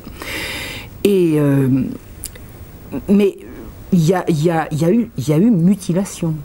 C'est de la folie. C'est d'un sordide. C'est absolument atroce. Et essayez d'imaginer, vous avez certainement entendu parler de ces crimes pédocriminels, de sacrifices, machin, c'était ça. C'était ça, sauf que c'était pas sur des enfants, c'était sur des femmes volontaires, bien hystériques, bien fanatisées. Et mais c'était quand on a interdit de le faire en public, ils ont continué de le faire en privé. Et ça a duré jusqu'à la Révolution. C'était la façon qu'avaient les jansénistes de faire valoir de pratiquer leur, faut pas dire leur culte, ils allaient à la messe pour ça. Mais enfin, c'était une façon de faire typiquement janséniste, d'en appeler au miracle de Dieu. C'était de torturer, mais atroce. J'ai fait un article là-dessus qui est paru dans Égalité et Réconciliation, je donne des détails. Il y avait des gens qui m'ont écrit, écoutez, c'est pas très ragoûtant votre truc, il faut que j'aille dîner, enfin bon, lisez-le, j'ai pas envie de vous le dire parce que c'est trop dégueulasse. Vraiment affreux, quoi, affreux, on pouvait pas laisser faire ça. Le pape a envoyé un bref de condamnation d'un livre qui s'appelait La vie de Monsieur Paris. Le pape a été alerté de toutes ces folies, il a envoyé un bref, et bien les magistrats l'ont brûlé. Vous savez comment on faisait pas un texte séditieux, on le donnait au bourreau, et le bourreau, il brûlait le texte. On l'a fait pour des opposants, mais on le faisait pour un bref du pape. Donc la France catholique qui brûle un bref du pape, je ne sais pas si vous le savez, mais c'est quand même grave. Et le Parlement l'a supprimé par un arrêt, c'est-à-dire que le bref a été non seulement brûlé physiquement, mais il y a eu un arrêt condamnant le bref du pape. Et les rapports de police étaient circonstanciés, ils disaient, écoutez, ils arrêtent quand ils veulent. Toutes ces simagrées, c'est ni miracle, ni hystérie, ni rien du tout, c'est voulu, c'est-à-dire que les gens sont payés à convulsionner. Les policiers en étaient persuadés. Mais on ne peut pas les arrêter, il faut qu'ils arrêtent tout seuls, parce qu'on en arrête un, il y en a 4 qui arrivent par derrière. On fait examiner les convulsionnaires par des médecins qui disent tous, c'est de la corrida, c'est pas vrai. C'est pas vrai, il n'y a ni convulsion, ni rien du tout, c'est du cirque. Le 27 janvier 1732, déclaration du ministère. Alors c'est signé Louis, roi de France, mais également Philippot, qui était le ministre des Affaires de Paris, l'équivalent d'un super préfet de Paris. Et le roi écrit « Sa Majesté a jugé à propos de donner des ordres pour en faire arrêter plusieurs, on parle des convulsionnaires, et les faire examiner par un nombre considérable de médecins et chirurgiens, pour en dresser leur rapport et porter leur jugement sur la cause et la nature des dits mouvements et agitations. » Des prétendues convulsions, vous suivez. Les dits mouvements n'ont rien de convulsif et de surnaturel. Ils sont entièrement volontaires de la part des dits particuliers, d'où il résulte qu'on a cherché manifestement à faire illusion et à surprendre la crédulité du peuple. Sa Majesté a jugé nécessaire de faire absolument cesser un tel scandale, et le concours du peuple, qui est devenu d'ailleurs une occasion continuelle de discours licencieux, de vol et de libertinage, parce que pendant qu'il y avait de la foule au cimetière, on pouvait leur faire les poches. Et libertinage, vous avez compris. Sa Majesté a ordonné et ordonne que la porte du petit cimetière de la paroisse Saint-Médard sera et demeurera toujours fermée. Fait défense de l'ouvrir si ce n'est pour cause d'inhumation, et défend pareillement à toute personne de quelque état et qualité qu'elle soit de s'assembler dans les rues qui environnent le dit cimetière et autres rues, places ou maisons, le tout à peine de désobéissance, même de punition exemplaire s'il y échait. Voilà, l'autorité du roi reprend la main en disant « on interdit ». À 5 h du matin, vous avez des centaines d'archers à pied, à cheval, le guet à pied et le guet à cheval, qui investit tout le quartier, qui boucle le quartier, qui ferme le cimetière, à double tour et qui a inscrit bien haut, qui met la décision du roi bien haut pour qu'on ne puisse pas l'arracher, tellement haut que personne ne peut voir, et puis hop, quelques heures après, tout le monde vient voir, et tout le monde rigole. Pourquoi il rigole? Il rigole parce que juste dessous, il y avait marqué « Par ordre du roi, défense à Dieu de faire miracle en ce lieu ». Alors tout le monde se marre, ça veut dire que l'autorité du roi est bafouée, l'autorité du pape est bafouée, ça veut dire que les jansénistes font la loi, font rigoler les gens, et continuent de prétendre qu'il y avait bel et bien des miracles. Et que l'abus de l'autorité royale prétend les interdire. C'est vraiment une façon de dire, il y avait des miracles ici, et l'autorité royale ne veut pas la reconnaître, et l'autorité ecclésiastique ne veut pas la reconnaître. Les conséquences, c'est, bon, l'autorité est complètement bafouée, c'est que toutes les folies des convulsions et de toutes ces tortures ont continué en privé, avec une aggravation dans le sordide. Il y a eu des femmes crucifiées, bon, j'arrête là. Épouvantable. Et alors, elles étaient en général bien sûr volontaires pour le faire. Bon, ça, l'hystérie, ça existe, hein, le masochisme, ça existe. Mais on n'est pas sûr que tout le monde ait été volontaire. Hein. On n'est pas sûr. On n'est pas sûr. Vraisemblablement, il y a eu notamment des simplets, des gens un peu pas tout à fait en mesure de comprendre ce qu'on allait leur faire, qui ont été abominablement torturés. Il y a eu des détournements de jeunes gens qu'on payait à convulsionner, puis qu'on en profitait pour martyriser, pour percer, couper, enfin bon, c'est absolument affreux. Et c'est devenu tellement scandaleux que le Parlement a fini quand même par se désolidariser, et quand le roi a demandé de poursuivre les convulsionnaires pour tous ces abus, le Parlement a dit bon bah d'accord, alors ok, on va les juger. Et il y a eu une manière très simple de remettre de l'ordre, ça consistait à dire tous ceux qui ont fait semblant de convulsionner et qui le reconnaissent seront lâchés. Oh ben, voilà, comme un seul homme. Il y en a une majorité qui a accepté de dire qu'ils avaient été payés et grassement pour ça. Barbier en connaît, il sait combien on leur donnait, il sait comment ça se passait.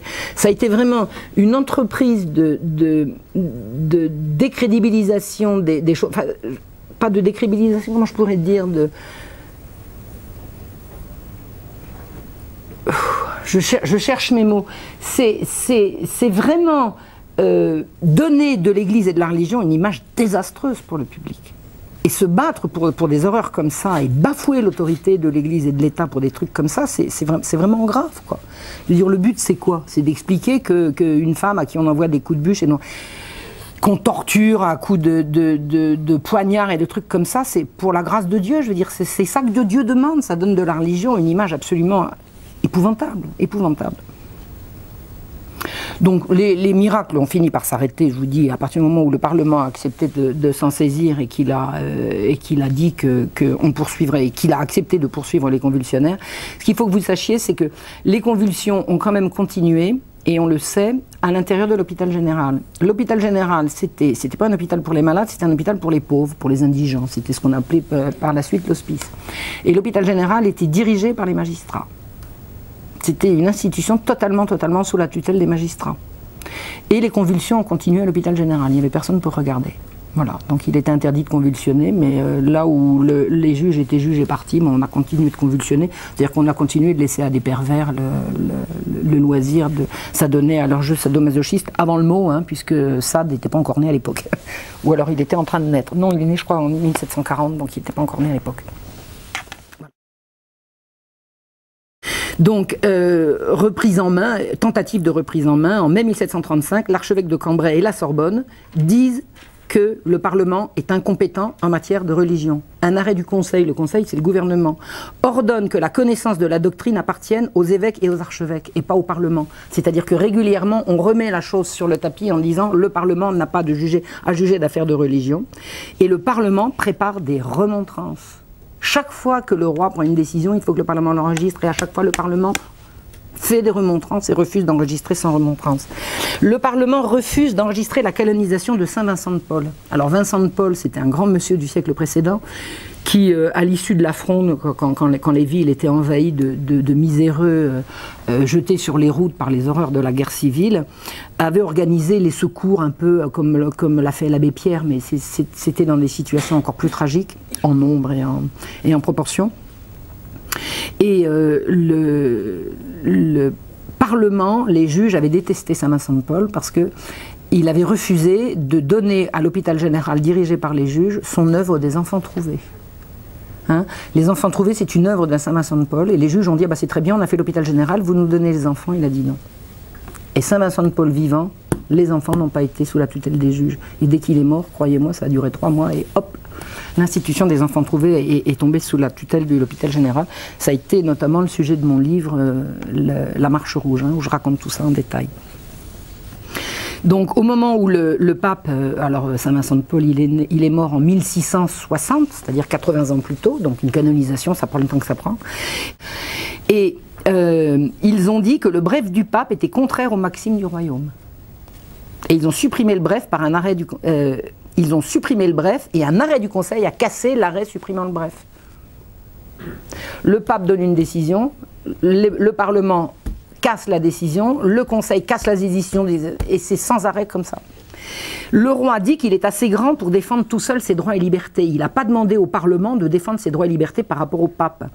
Le Conseil du roi ne peut plus souffrir, dit-on à l'époque, cette prétendue supériorité, et il n'a pas besoin des cours souveraines pour critiquer et autoriser les affaires publiques.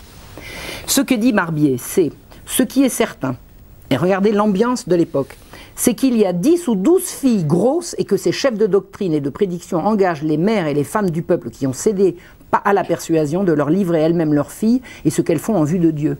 C'est-à-dire qu'on sait que ces jansénistes organisent de la corruption de jeunes, et ils prétendent légiférer. Enfin, vous voyez l'ambiance. Ces histoires de jeunes qu'on paye à convulsionner, où les filles se retrouvent, alors les parents, on leur dit c'est des magistrats, vous comprenez. Bon, alors, magistrats, ils ont confiance, croyants, ils ont confiance, pratiquants, ils ont confiance, et les filles reviennent grosses. Et pendant ce temps-là, on refuse d'enregistrer les bulles de canonisation. De quoi ils se mêlent? Enfin, qu'est-ce que c'est que cette ambiance? C'est insensé. La débauche de certains jansénistes est bien connue. Alors il y en a, il s'appelle Titon. Alors lui, c'est un ancien débauché. C'est pas un débauché, c'est un ancien débauché. Il a quitté la débauche pour rentrer en dévotion avec les jansénistes. Alors il va visiter les prisonniers le mercredi, il visite les malades à l'Hôtel Dieu, il est grand protecteur il était grand protecteur du diacre Paris, et alors il convulsionne pas, mais il soutient les convulsionnaires. Et puis une fois que toutes ses dettes vont être payées, parce qu'il est perclus de dettes, ben, il retourne à sa débauche. Alors, ce qu'il faut savoir, c'est que les jansénistes avaient beaucoup d'argent. C'était une secte, entre guillemets, hein. C'était pas la même acception, mais c'était le mot de l'époque, donc il est pratique. C'est une secte qui fonctionnait sur le secret, on ne savait pas qui il en était, et ils avaient une caisse noire gigantesque, qui s'appelait la boîte à Perrette, qui se constituait par des legs. C'est-à-dire que, bon, tout le monde est capable de faire ça, n'importe quel parti politique est capable d'attirer à lui, ou même secte est capable d'attirer à elle des legs, mais ça se faisait comme ça. Ils avaient tout un système qui consistait à obtenir des legs par dons successifs, c'est-à-dire que quelqu'un s'engageait par testament à donner tout son bien à une personne qui la donnerait à une deuxième, qui la donnerait à une troisième, qui la donnerait à la secte, de telle sorte qu'on ne puisse jamais savoir d'où venait l'argent. Donc ils avaient énormément d'argent et ils pouvaient payer qui ils voulaient. Quand la police essayait de les arrêter, il y avait toujours des grosses sommes d'argent qui faisaient que les policiers regardaient ailleurs. Enfin, c'était vraiment un système de corruption. C'était pas de corruption, mais de corruption à tout le moins des consciences. Et ils faisaient rigoureusement ce qu'ils voulaient. Par exemple, l'impression du journal, elle était totalement illégale. Il n'y a pas un ouvrier imprimeur qui aurait trahi, même s'ils n'étaient pas jansénistes. Parce que la secte avait suffisamment de pouvoir à travers tout le pays pour que le premier qui aurait trahi, il aurait pu retrouver du travail nulle part. C'était une espèce C'est ça le fonctionnement sectaire, hein, c'est ça aussi. En février 1738, un premier incident d'un nouveau type arrive, c'est que le conseiller Carré de Montgeron, conseiller au Parlement de Paris, veut communier et on lui refuse. Et il va s'en plaindre à qui? Au Parlement. Vous avez compris, dès que vous avez un problème avec votre curé, vous allez vous plaindre au juge. Et on dit, bah écoutez, les prêtres à qui on pose la question, ils disent, bah écoutez, il n'a pas voulu se confesser. Bon. Et Carré de Montgeron dit, bah, ils n'ont pas à me demander. Enfin, on commence à parler de la façon dont on va administrer les sacrements. Et Carré de Montgeron est le premier qui dit, on m'a refusé les sacrements et allait s'en plaindre au Parlement de Paris. Alors le fameux carré de Montgeron, alors je vous dis, l'humour perdait jamais ses droits. Il y a une estampe qui a circulé, alors je ne l'ai pas vue, mais elle a bien été décrite par Barbier, qui montre carré de Montgeron qui expliquait à ses confrères, à des juges, les miracles du diacre Paris. Et à peine il leur racontait ça, les autres tombaient en convulsions, et pendant qu'ils tombaient en convulsions, on leur faisait les poches. Donc c'est vous dire que le sens commun existait encore à l'époque, mais il n'y avait rien à faire pour calmer ces gens-là et les faire rentrer dans le rang. Et en 1747, le 1er février, l'avocat général, c'est ce qu'on appelle le parquet, hein, si je ne m'abuse, c'est-à-dire les gens qui représentent l'autorité royale, dit au cours d'une séance au Parlement qu'on doit soumission à la bulle comme étant un jugement de l'Église universelle en matière de doctrine et qu'elle est devenue loi d'Église et de l'État. Vous remarquez qu'on est obligé tous les 2 ans de le répéter. Hein, on l'a dit depuis 1713, là on arrive en 1747, il faut perpétuellement le répéter. Et ce réquisitoire de l'avocat général est inscrit dans les registres. Eh bien, la chambre des enquêtes, c'était une des 3 chambres, il y avait les enquêtes, les requêtes et la grande chambre, une des 3 chambres du Parlement, demande qu'on raye des registres le discours de D'Ormesson. Le roi exige d'être obéi, il veut que la bulle soit respectée sans discussion, ça fait combien de fois qu'il le dit ça?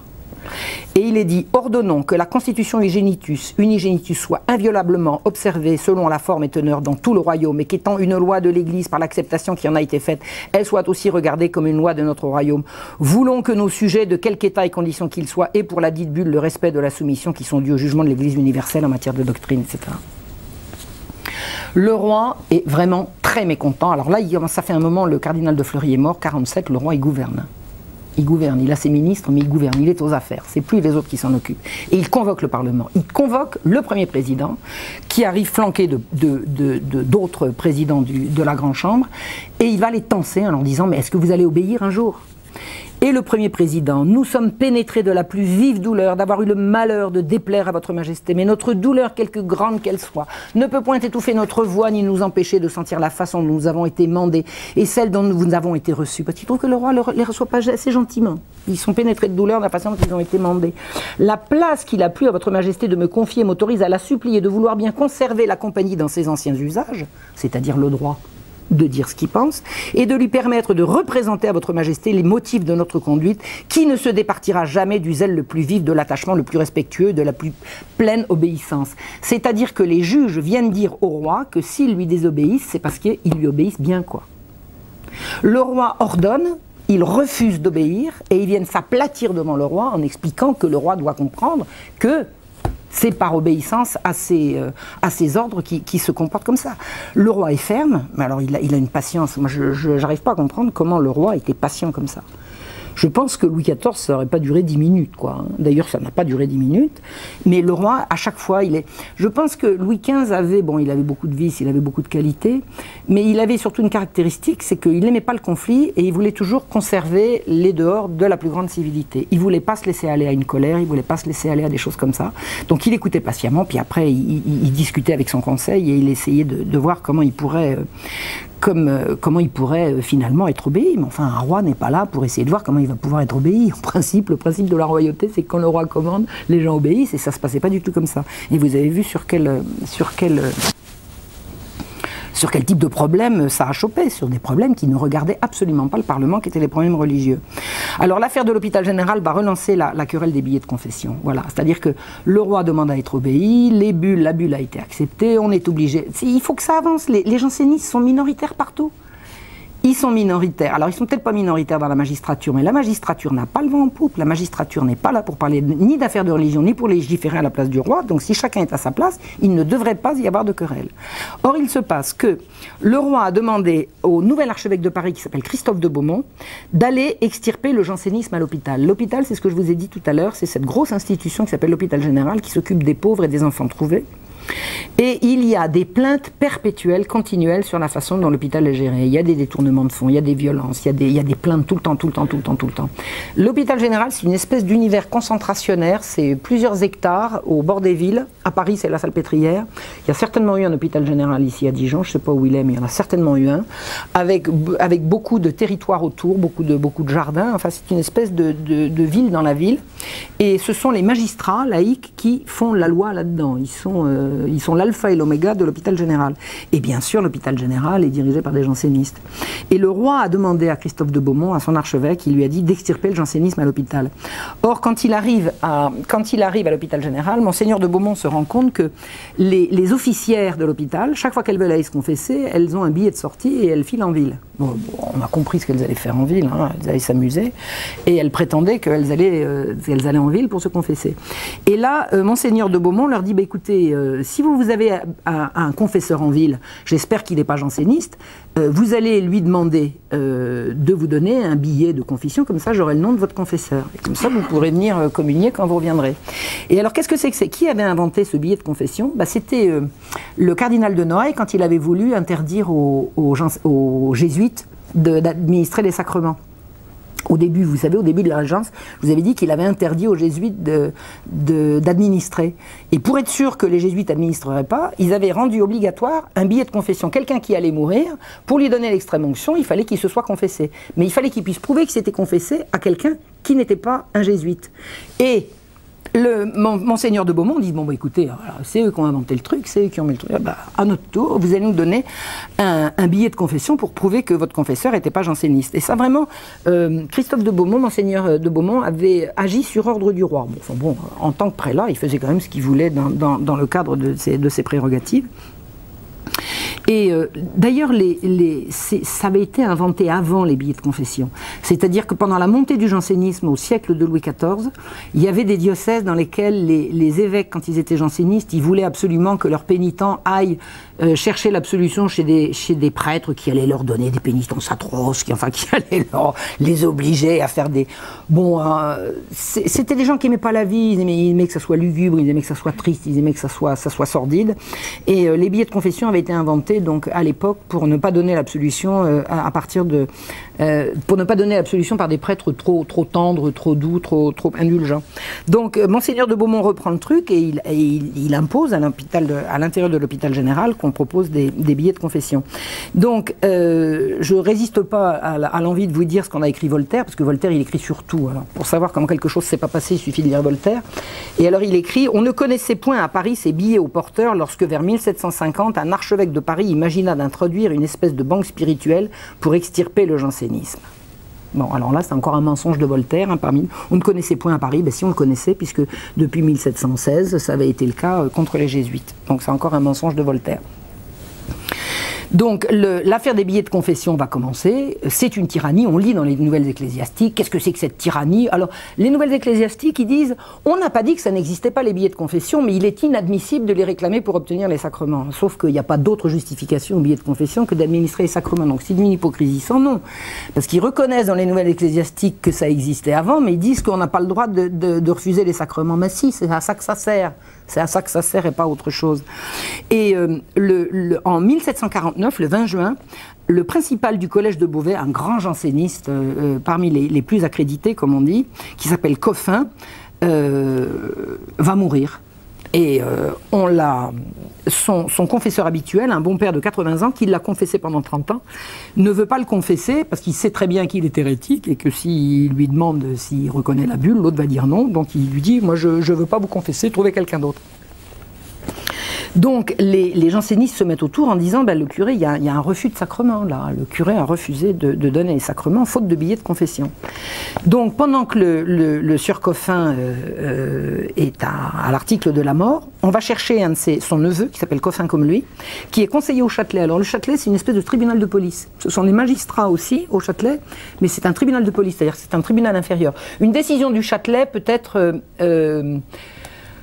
on peut faire appel d'une décision du Châtelet au Parlement de Paris. C'est-à-dire que le Parlement de Paris, c'est la juridiction supérieure. Et le jeune Coffin est conseiller au Châtelet et il va se plaindre au premier président du Parlement de ce qu'on a refusé de donner les sacrements à son oncle. C'est-à-dire que de nouveau, on va voir les juges laïcs pour se plaindre de choses relevant de la religion. Et pendant que tous ces messieurs discutent, ben le vieux Coffin est mort. Alors évidemment, tout le monde hurle, il est mort sans sacrement. Regardez, le fanatisme de l'archevêque de Paris qui oblige à donner des billets de confession fait qu'un bon chrétien est mort sans sacrement. Et alors il y a ceux qui chantent des cantiques en disant que c'était un saint, il y en a d'autres qui disent que c'était un hérétique et un vieux salaud. Mais toujours est-il que le 22 juin 1749, après que le curé de sa paroisse ait refusé de dire une messe sur son corps, on l'enterre en grande pompe avec 4000 personnes qui manifestent. Vous savez, 4000 personnes, c'est du monde hein, dans une rue. C'est vraiment une grosse manifestation. Et c'est qui les 4000 personnes? Ben, c'est les magistrats. C'est le Parlement, les affidés du Parlement, les anciens élèves, les familles, les sœurs, les femmes, les cousines et les grand-mères. Toute la gens janséniste parisienne défile pour enterrer le malheureux Coffin en disant « Regardez ce que c'est que le fanatisme de l'archevêque de Paris. On refuse les sacrements à des saintes personnes. » Et Voltaire raconte ce conflit en disant « Les refus de sacrement, les querelles entre la juridiction civile et les prétentions ecclésiastiques », parce que pour Voltaire, c'est les ecclésiastiques qui avaient des prétentions. Je ne sais pas si vous pensez comme moi, mais moi, de ce que j'en ai compris jusqu'à présent, c'est plutôt les magistrats qui avaient des prétentions. Hein, c'est pas les... Enfin bon, ça c'est la version de Voltaire. Alors s'étant multiplié dans le diocèse de Paris, d'Amiens, d'Orléans, de Chartres et de Tours, parce que ça fait le tour de France, les jésuites soufflant secrètement sur cet incendie, les jansénistes criant avec fureur. Ce que Voltaire nous raconte, c'est que secrètement, les jésuites excitaient le conflit. Mais personne ne l'a dit à l'époque. Mais c'est normal parce que c'était secret. Ce qu'il faudrait, c'est que Voltaire nous dise comment il savait ça. Parce que puisque c'était secret, je ne sais pas comment il pouvait le savoir. C'est-à-dire que ça, c'est de la calomnie pure et simple. Dès qu'il y avait quelque chose qui tournait par rond, il fallait accuser les jésuites. Et les jansénistes n'ont cessé d'accuser les jésuites, mais les encyclopédistes aussi. Alors qu'ils étaient quand même diamétralement opposés. Les jansénistes étaient des bigots. Et les encyclopédistes et les philosophes des Lumières étaient rien moins que bigots, mais ils avaient, vis-à-vis des jésuites et de la royauté, à peu près les mêmes positions. Le neveu du sieur Coffin est allé demander au Parlement qu'il lui accorde une réparation auprès du curé, c'est-à-dire qu'on va voir le Parlement pour lui demander de poursuivre le curé pour un refus de sacrement, et une consultation décide qu'il est bien fondé et doit s'adresser au Parlement protecteur et conservateur des droits des citoyens au sujet du roi. C'est-à-dire que l'Église n'a pas le droit de décider qui va obtenir les sacrements ou pas. Ça va être entre les mains des juges. Fin 1750, le sieur Coffin, le neveu, tombe malade à son tour. Et on recommence. Ses amis viennent le voir, lui suggèrent de reconnaître la constitution unigenitus, s'il veut recevoir les sacrements, il refuse, et hop, on appelle l'archevêque, et on lui dit « Monseigneur, voilà, monsieur a refusé, est-ce que vous voulez faire en sorte qu'il reçoive les sacrements ?» Deux conseillers, alors l'archevêque prend bonne note, il dit « Messieurs, j'ai bien entendu, je vous remercie, au revoir messieurs. » Bon, et vous faites quoi? Merci, messieurs. Et ça s'arrête là. Deux conseillers au Châtelet, c'est-à-dire de nouveau deux magistrats, en appellent au lieutenant civil du Châtelet, c'est-à-dire le magistrat supérieur du Châtelet, qui va en personne voir l'archevêque. Et lui dit, Monseigneur, voilà. Et l'archevêque lui dit, bon, bah, écoutez, vous êtes bien gentil, je m'en occupe. Merci, monsieur. Je m'en occupe. Et l'archevêque dit, je vais envoyer un ecclésiastique, je m'en occupe, je vais envoyer quelqu'un pour confesser le sieur Coffin. Les fêtes passent et on dit que le Coffin n'a toujours pas été administré, alors il se meurt. Le lieutenant civil du Châtelet vient au Parlement porter les plaintes des officiers du Châtelet, ils ont fait une espèce de pétition. Tous les confrères du sieur Coffin, de Coffin le Jeune, il avait 28 ans, signent une plainte collective pour refus de sacrement à l'égard des leurs et ils vont déposer ça au Parlement. Et la plainte est contre le curé de l'église Saint-Étienne. Saint-Étienne-du-Mont, c'est à côté de... Vous connaissez un peu Paris? Saint-Étienne, c'est à côté du Panthéon. C'est toujours dans le même coin, c'est le 5e arrondissement. Tout ça, ça se passe dans le 5e arrondissement. Donc on clame à travers tout Paris qu'on refuse les sacrements à un grand janséniste qui refuse d'accepter la constitution unigenitus et qui se meurt d'un abcès dans la poitrine. Alors, ce qu'il faut savoir, et ça Barbier le sait puisqu'il est au courant de tous ces trucs-là, c'est que Coffin n'est pas du tout un grand janséniste, il s'en fiche. Il a envie d'être gentil avec ses copains qui lui disent tu fais comme ça, alors que de toute façon il va bientôt mourir, il s'en fiche. Donc il n'est pas janséniste, ça lui est complètement égal. Mais il aime bien semer la zizanie avec ses copains. Et surtout, il ne meurt pas d'un abcès à la poitrine, il meurt de la vérole. C'est-à-dire qu'il a couru toutes les putains de la capitale. Tout le monde le sait. Tout le monde le sait.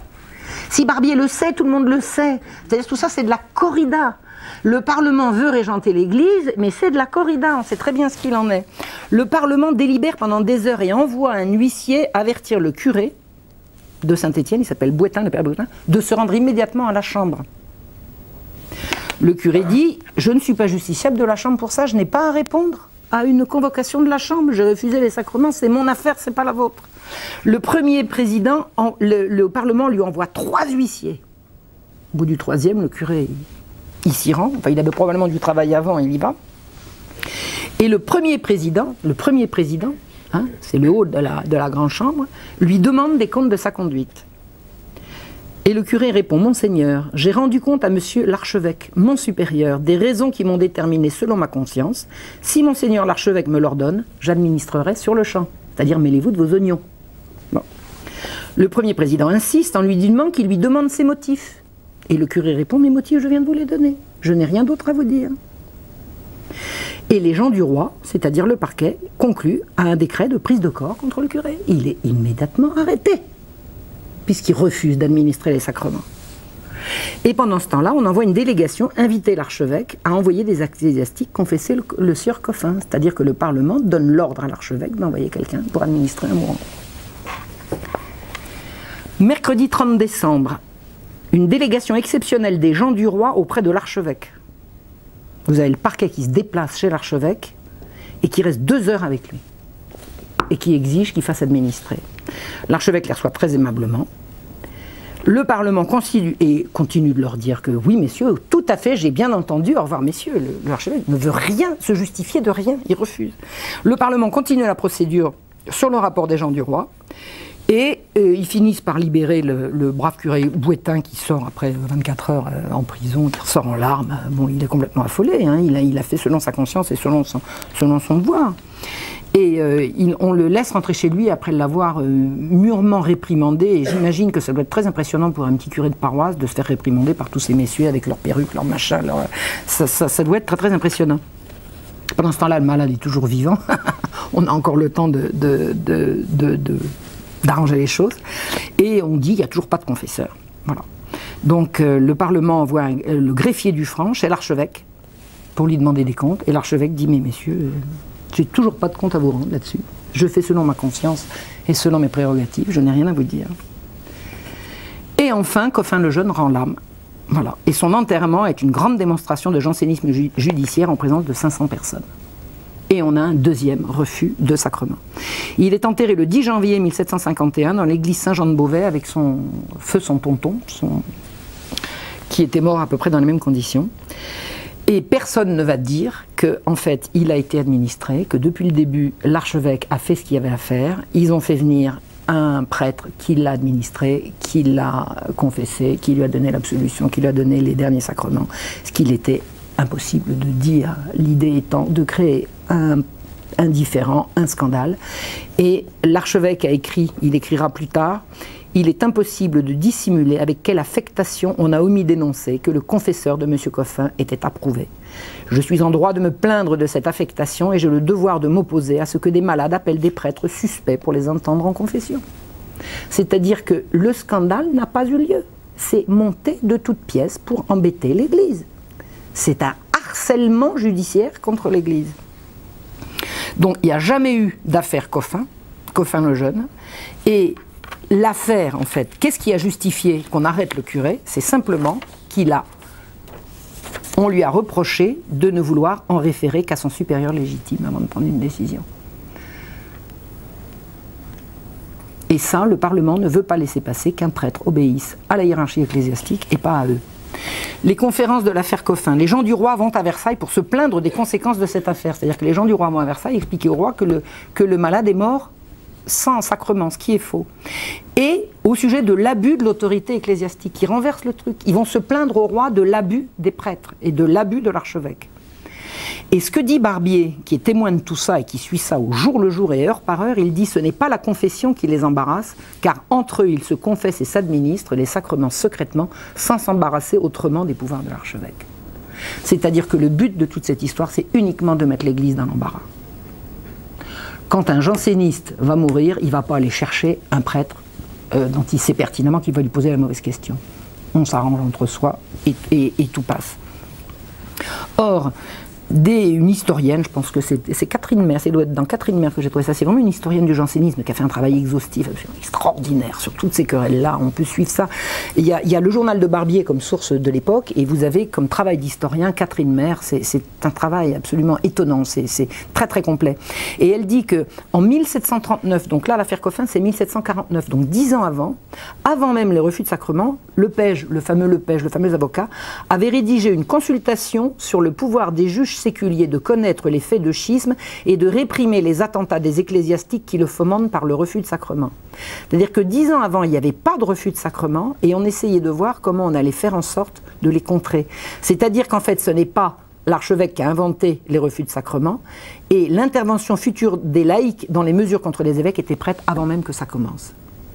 Alors aujourd'hui on dirait que c'est un complot, mais je sais bien que c'est un gros mot, mais c'est vraiment une manipulation. On a organisé des faux refus de sacrement pour pouvoir mettre l'Église en difficulté. Mars 1752, un prêtre nommé Ignace Lemaire, âgé de 75 ans, janséniste connu et malade. On réappelle le même frère Bouétain pour lui demander de donner les derniers sacrements. Le frère Bouétain le demande s'il accepte la bulle unigenitus et le vieil Ignace Lemaire ne répond pas, il refuse de répondre. Il refuse de répondre. Donc si vous ne répondez pas, vous ne pouvez pas avoir les sacrements. Je veux dire, ce n'est pas un dû, ce n'est pas un distributeur automatique. Voulez-vous? Je refuse de répondre. Bon, bah, écoutez, au revoir monsieur. Immédiatement, une plainte est déposée auprès du procureur général pour refus de sacrement. Et ça recommence. Le Parlement s'assemble le même jour et envoie chercher le prêtre, qui dit qu'il est occupé. Le Parlement attend à 15 h. Il ordonne que le frère Bouétain sera décrété d'ajournement personnel pour subir un interrogatoire. Jusqu'à 6 h. Puis qu'à 6 h, ce sera l'archevêque qui viendra à la cour où il siégera pour prendre sa place comme duc et père. L'archevêque de Paris est duc et père, c'est-à-dire qu'il peut siéger au Parlement de Paris comme duc et père. Et il est convoqué pour siéger dans cette affaire. Au greffier, l'archevêque répond aimablement qu'il ne peut avoir l'honneur de répondre favorablement à la demande à cause de ses obligations, mais que sachant de quoi il retourne, il assure que le curé a agi sous son ordre. Quand le curé arrive au palais, il dit avoir en effet refusé d'entendre le mourant en confection et assure que si l'archevêque le lui ordonnait, il obtempérerait immédiatement. Là, on prend note, on a la preuve que Monseigneur de Beaumont fait refuser de donner les sacrements. Le frère Bouétain est condamné à 3 livres d'aumône pour le pain des pauvres et on donne à l'archevêque 24 heures pour administrer. On donne l'ordre à l'archevêque de faire administrer le sieur Lemaire. S'il refuse, on convoquera les ducs et pairs seuls habilités à juger. C'est-à-dire que les juges, pour pouvoir juger l'archevêque de Paris, sont prêts aux grandes manœuvres. Convoquer les juges et pairs, c'est convoquer le tribunal suprême du royaume. Le roi, évidemment, est immédiatement informé. Il convoque toujours le président, le premier président et 2 présidents. Il leur dit « ça me regarde, ça ne vous regarde pas, je vous interdis ». Ensuite, le roi donne à un prêtre l'ordre d'aller administrer le vieux Lemaire. Voilà, le vieux Lemaire est mort. Donc ça y est, on tient un nouveau scandale. Immédiatement, le frère Bouétain est décrété de prise de corps, c'est-à-dire qu'il est arrêté. Un huissier vient dresser chez lui un procès-verbal de tous ses meubles et pose les scellés sur sa porte. Tout va être vendu. Alors que le roi vient d'interdire aux magistrats de s'en mêler. Donc, les plus hauts magistrats vont voir le roi. Le roi leur dit « je vous interdis de vous en mêler ». Ils reviennent au Parlement, ils arrêtent un curé. Enfin, ils essayent de l'arrêter parce que le curé a pris la fuite. Enfin, disons qu'ils rédigent un ordre d'arrestation du prêtre. Ils mettent les scellés sur sa maison. Et ils viennent de recevoir l'ordre de ne pas le faire. Mais c'est tellement important ce qu'ils font. Le roi n'est pas obéi. La royauté est totalement bafouée. Les juges envoient une longue lettre de Jérémiade au roi. « Nous avons écouté vos ordres avec attention, la soumission qu'il aurait dû. Nous pouvons dissimuler l'excès de notre douleur. Est-il possible que votre majesté désapprouve, que deviennent ces lois si sages, si utiles, vos droits, votre indépendance, votre souveraineté, etc. etc. » Ils désobéissent en s'aplatissant et en expliquant que c'est pour mieux obéir qu'ils désobéissent comme ça. Et ils préparent des remontrances, ils vont les porter à Versailles. Et alors qu'ils sont en route pour Versailles, les remontrances sont déjà imprimées sans autorisation et circulent partout dans Paris. L'engrenage. Le roi appelle ses évêques en disant bon, « écoutez, maintenant vous allez arrêter, s'il vous plaît, les histoires de billets de confession, on va calmer tout ça, vous allez arrêter, et de toute façon, je ne veux plus qu'on parle de ça, j'impose le silence. Tout le monde va se taire là-dessus, je ne veux plus en entendre parler. » Même la faculté de théologie va se voir interdire d'évoquer toute question qui peut donner lieu à des disputes. Et comme la faculté de théologie les querelles théologiques, c'est sa raison d'être, sinon ça ne serait pas une faculté de théologie. Au bout d'un moment, les magistrats vont empêcher la faculté de théologie de faire de la théologie. Ni plus ni moins. Et comme il joue sur l'ambiguïté du texte, le Parlement enregistre le texte, mais dans le même temps, il exclut, en enregistrant, de renoncer à réprimer les refus de sacrement. Il enregistre le texte, sauf qu'ils veulent. Et il commence, il crie ce nouvel arrêt qui est désobéissant par rapport à ce que le roi vient de leur dire, ils le font crier dans les rues, ils l'affichent, ils le font paraître dans la Gazette de France, et ils viennent narguer l'archevêque dans la cour de l'archevêché où ils placardent des dizaines d'exemplaires de leur arrêt. Et pendant que les juges s'occupent de poursuivre des prêtres, ce qu'on vient de leur interdire de faire, ils ne rendent plus la justice parce qu'ils n'ont plus le temps. Or, les juges sont là pour rendre la justice au nom du roi. La justice est un service public. La population française a droit à la justice. C'est un service. Les gens ont besoin qu'on leur rende justice. Les juges n'ont plus le temps de rendre la justice puisqu'ils poursuivent des prêtres alors qu'ils n'ont pas le droit de le faire. Incapables de se faire obéir, parce que là il faut quand même voir ce que c'est que l'absolutisme royal, il n'y a pas moyen que Louis XV se fasse obéir, il forme une commission qui va discuter. Vous savez, c'est pas nouveau de former une commission pour enterrer un problème. Alors, le jour de la Pentecôte, l'évêque d'Amiens qui s'appelle Monseigneur de la Motte, est-ce qu'il y en a à qui ce nom dit quelque chose, Monseigneur de la Motte? Je vous expliquerai tout à l'heure. Monseigneur de la Motte, le jour de la Pentecôte, dans son église, dans sa cathédrale, il a tonné contre le Parlement, respectable tribunal, dit-il, quant aux affaires civiles, mais sans juridiction aucune pour les affaires de l'église, tout particulièrement sur les affaires de sacrement. Et il écrit au roi, c'est un soulèvement des parlements contre les évêques. Le roi ne les réprime pas, mais peut-être qu'enfin touché du péril, il protégera les évêques en leur personne et en leur personne la religion. Ce n'est pas le temps d'abdiquer. Voici des troubles qui ne permettent pas à un évêque de quitter la partie. L'honneur y est intéressé autant que la conscience. S'il ne fallait que tout quitter pour qu'on eût la paix, je ne tiendrais pas un quart d'heure. Eh bien, le Parlement décide que ça, c'est contraire à la loi du silence qui a été décrétée par le roi et va poursuivre Monseigneur de la Motte. Alors, je vous ai dit que c'est un nom qui aurait dû vous dire quelque chose. Est-ce que vous avez entendu parler de l'affaire du Chevalier de la Barre? Le Chevalier de la Barre, c'est pas longtemps plus tard. C'est un jeune homme qui a été condamné pour avoir refusé, condamné et exécuté, mis à mort, pour avoir refusé prétendument de se découvrir, etc. Bon, Monseigneur de la Motte est partie prenante dans l'affaire de la Barre, mais pas du tout de la façon dont on l'a dit.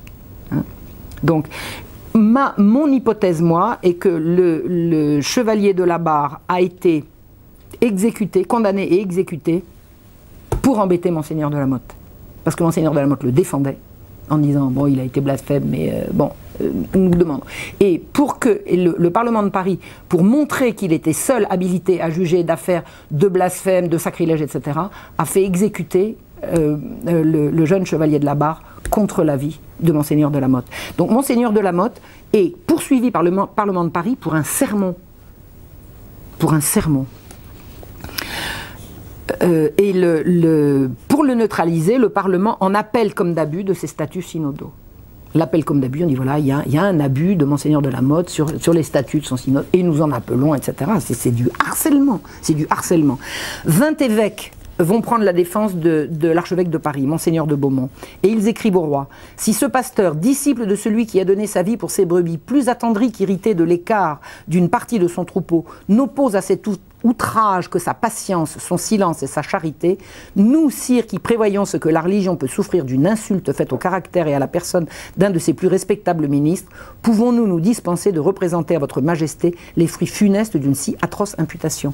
Vous vous rendez compte, l'Église n'est plus maîtresse chez elle. Là. Il s'agit de sacrements, il s'agit de la vie quotidienne de l'Église de France qui ne peut plus rien faire. On ne peut plus faire de sermons, enfin ça va, vous allez voir, ça va aller en empirant. Des horreurs circulent sur Christophe de Beaumont, des calomnies absolument atroces. Et les calomnies, c'est pas difficile d'en obtenir. Il suffit d'aller trouver quelqu'un qui sait écrire et qui a besoin d'argent. On le paye suffisamment grassement et hop, des libelles vont sortir régulièrement.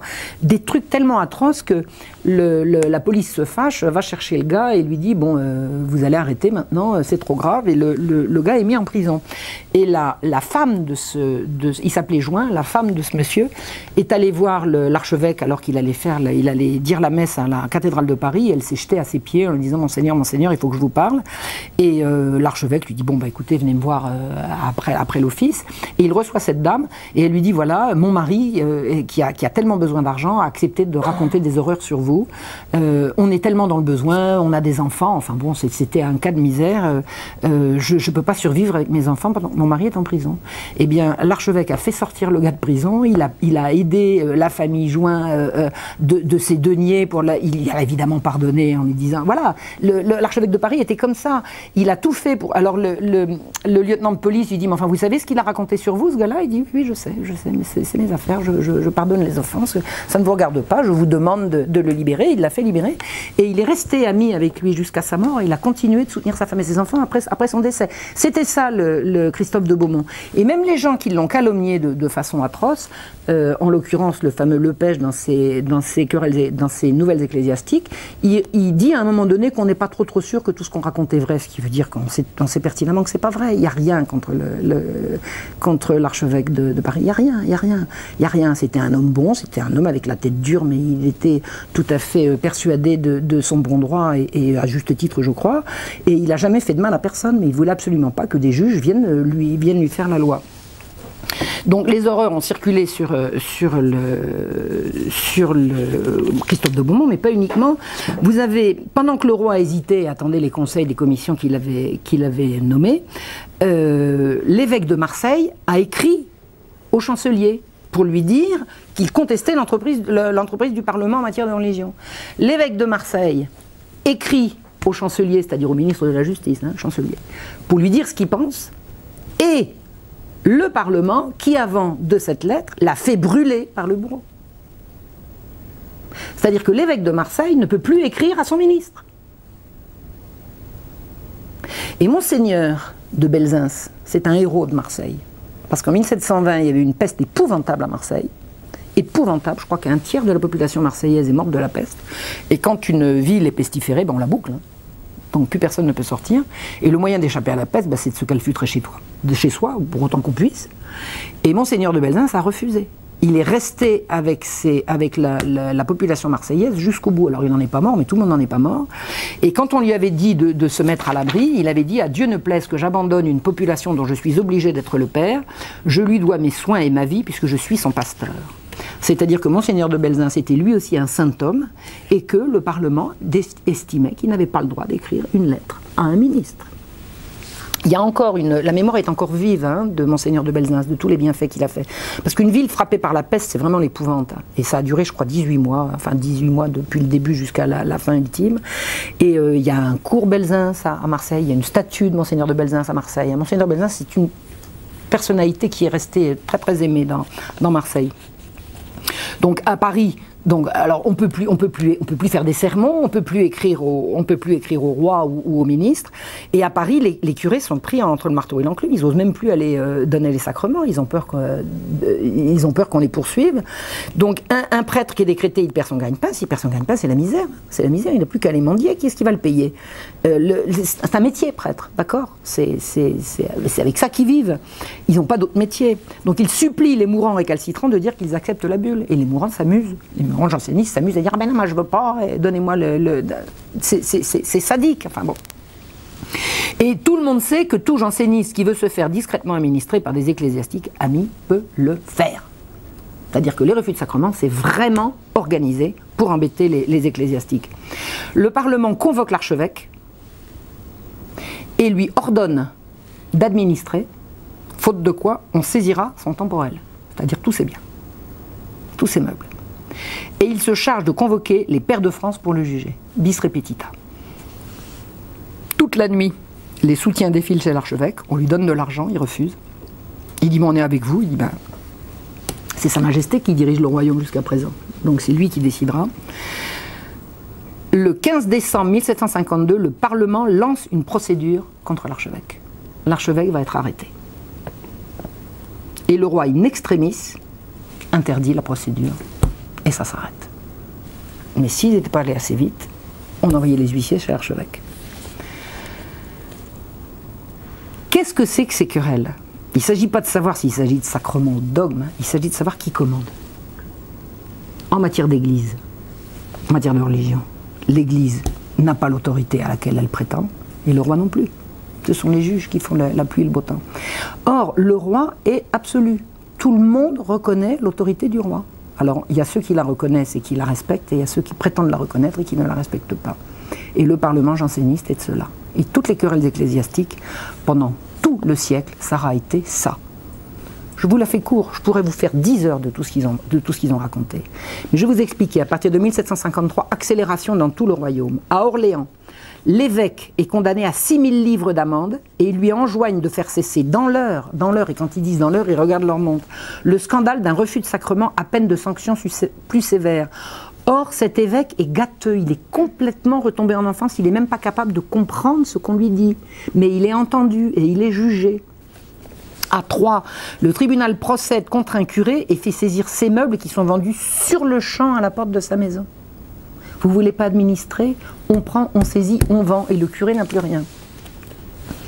La province rejoint la capitale. Toulouse, Rouen puis Aix-en-Provence poursuivent à leur tour non seulement pour des refus de sacrement mais également pour des sermons.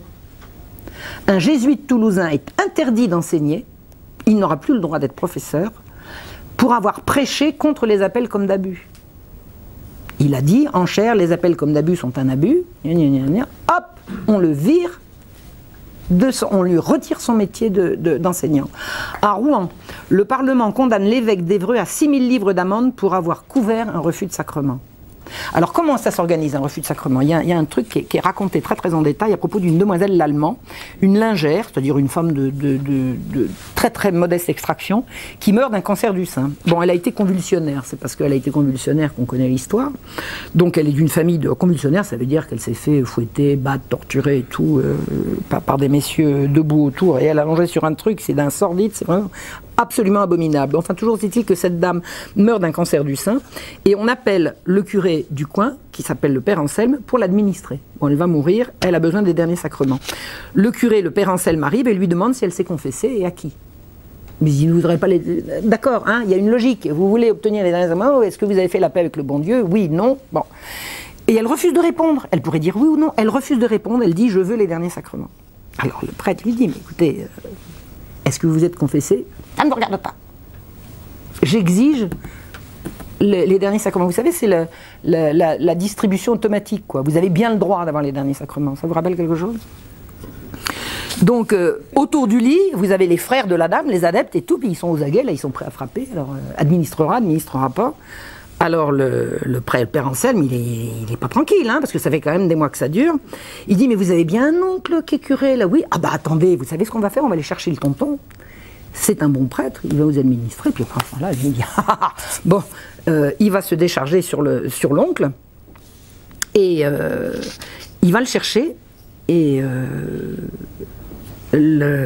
comment ils font? Est-ce qu'ils sont allés voir le prêtre? Non. Donc là, ils sont tous d'accord, ils vont chercher le tonton qui est curé, le père Anselme s'en va, l'oncle accourt, et il dit, voilà, je vais, moi, confesser ma nièce, voilà. Voilà. Alors, ben, vous pouvez sortir? Non. Bah, attendez, je ne veux pas confesser. Ah non. Ben, vous sortez? Non. Ben, alors je ne peux pas confesser. Bon, bah voilà. Donc, on rappelle le père Anselme. Et on le somme d'administrer. Mais il dit, mais elle a été confessée? Ah ben ça ne vous regarde pas. Il dit, non mais attendez, là on va où? Alors il dit, bon bah écoutez, j'ai compris. Moi je vais la confesser. D'accord? Alors vous sortez? Non. Ben, vous sortez? Non. Alors je ne peux pas la confesser, donc vous refusez? Oui, bon, ça y est, c'est parti, c'est ça un refus de sacrement. Le malheureux père Anselme, pour se couvrir, il a écrit une lettre, écoutez bien, c'est fou, c'est des affaires de conscience. Les gens, quand on ne croit pas à ça, on croit que c'est des singeries, mais quand on y croit, c'est grave. Il dit, n'ayant aucune connaissance que la demoiselle Lallemand ait été confessée par un prêtre approuvé, je ne peux l'administrer tant qu'elle persistera dans le refus qu'elle fait de me faire connaître son confesseur, que suivant les lois du diocèse et les expressions de mes pouvoirs, aurait dû se présenter devant moi et demander mon agrément. Quand quelqu'un est mourant, le confesseur habituel se fait connaître. Or, celui-là ne s'est pas fait connaître. Et en cela, je suis les lumières de ma conscience et les ordres réitérés de l'archevêque. Je me suis présenté plusieurs fois pour voir et parler à la malade en particulier, et n'ai pu avoir cette liberté. On n'a jamais voulu le laisser seul avec la pénitente. On ne fait pas une confession publique. C'est pas comme ça que ça se passe.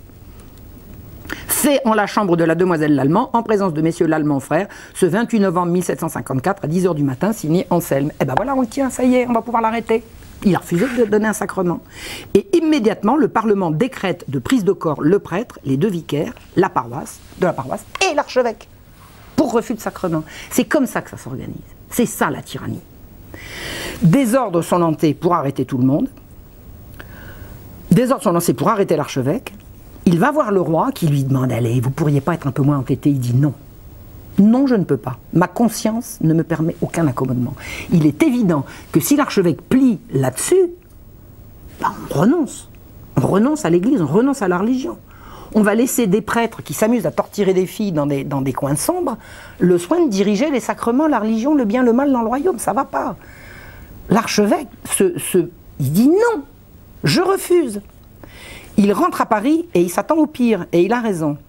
Le 3 décembre, l'archevêque reçoit une lettre du roi qui lui intime l'ordre de quitter Paris sur le champ et de se rendre à sa résidence de Conflans. En fait, le roi l'exile. Et il a eu raison de l'exiler, parce que c'était le seul moyen d'empêcher son arrestation. Ils auraient envoyé les archers pour l'arrêter. Pour l'affaire, vous avez vu comment c'était manigancé ? Finalement, il faut absolument administrer. Alors, il n'y a plus d'archevêque à Paris, puisqu'il est parti à Conflans. C'est pas très loin, Conflans, hein, mais enfin, c'est pas Paris. Hein, il n'est plus à l'archevêché. L'archevêché est vide. Hein. L'archevêché, c'est juste à côté de la cathédrale. Hein, c'est à côté de Notre-Dame. Donc, les juges cherchent un prêtre. Ils en trouvent un qui est interdit. Je suppose qu'il a fait. Enfin, il n'a plus le droit d'administrer pour tout un tas de raisons. Vous savez, les juges, il y avait des tas de raisons de les empêcher d'administrer. C'était pas que des questions de jansénisme. Hein, ceux qui avaient fait des malversations, qui s'étaient mal comportés et tout. On trouve un prêtre interdit qui accepte d'administrer la lingère et les juges ont gagné. Ils obtiennent que des sacrements soient administrés sur leur ordre, par quelqu'un qui n'est pas approuvé par l'Église. L'archevêque est en exil, il essaye d'écrire à ses ouailles et personne ne veut imprimer son mandement. Il n'y a pas un imprimeur qui accepte d'imprimer un mandement de l'archevêque de Paris. À Nantes, l'évêque a été obligé de vendre tous ses meubles pour pouvoir payer l'amende que le Parlement vient de lui infliger.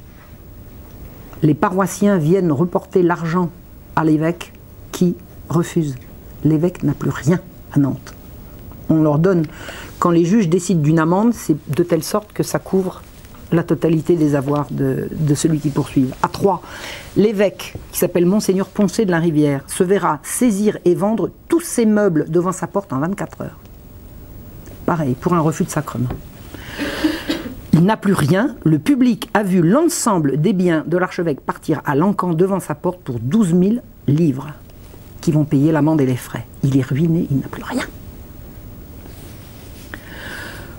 Pour d'autres affaires, messieurs vont à Conflans donner leurs ordres à Monseigneur de Beaumont, qui les reçoit, qui leur dit au revoir messieurs, et qui ne veut pas les entendre. Et il circule un poème qui date pas de cette époque, mais qui a été ressorti pour l'occasion, et qui dit « Quel spectacle, grand Dieu, quel étrange chaos, l'autel est aujourd'hui soumise aux tribunaux, la fougueuse hérésie en perruque carrée foule aux pieds des pasteurs l'autorité sacrée. » C'est-à-dire que c'est pas nouveau que les juges ont la prétention de tyranniser l'Église et d'expliquer que ce sont eux qui ont raison et qui doivent commander. Le roi tente en vain de fléchir Monseigneur de Beaumont. Les affaires religieuses sont les affaires de l'Église et non des juges, et on le dit, et on le répète, et on le sérine, et les juges n'ont pas à s'en mêler. La magistrature n'a pas à s'immiscer dans ce qui ne la regarde pas et qui le regarde lui.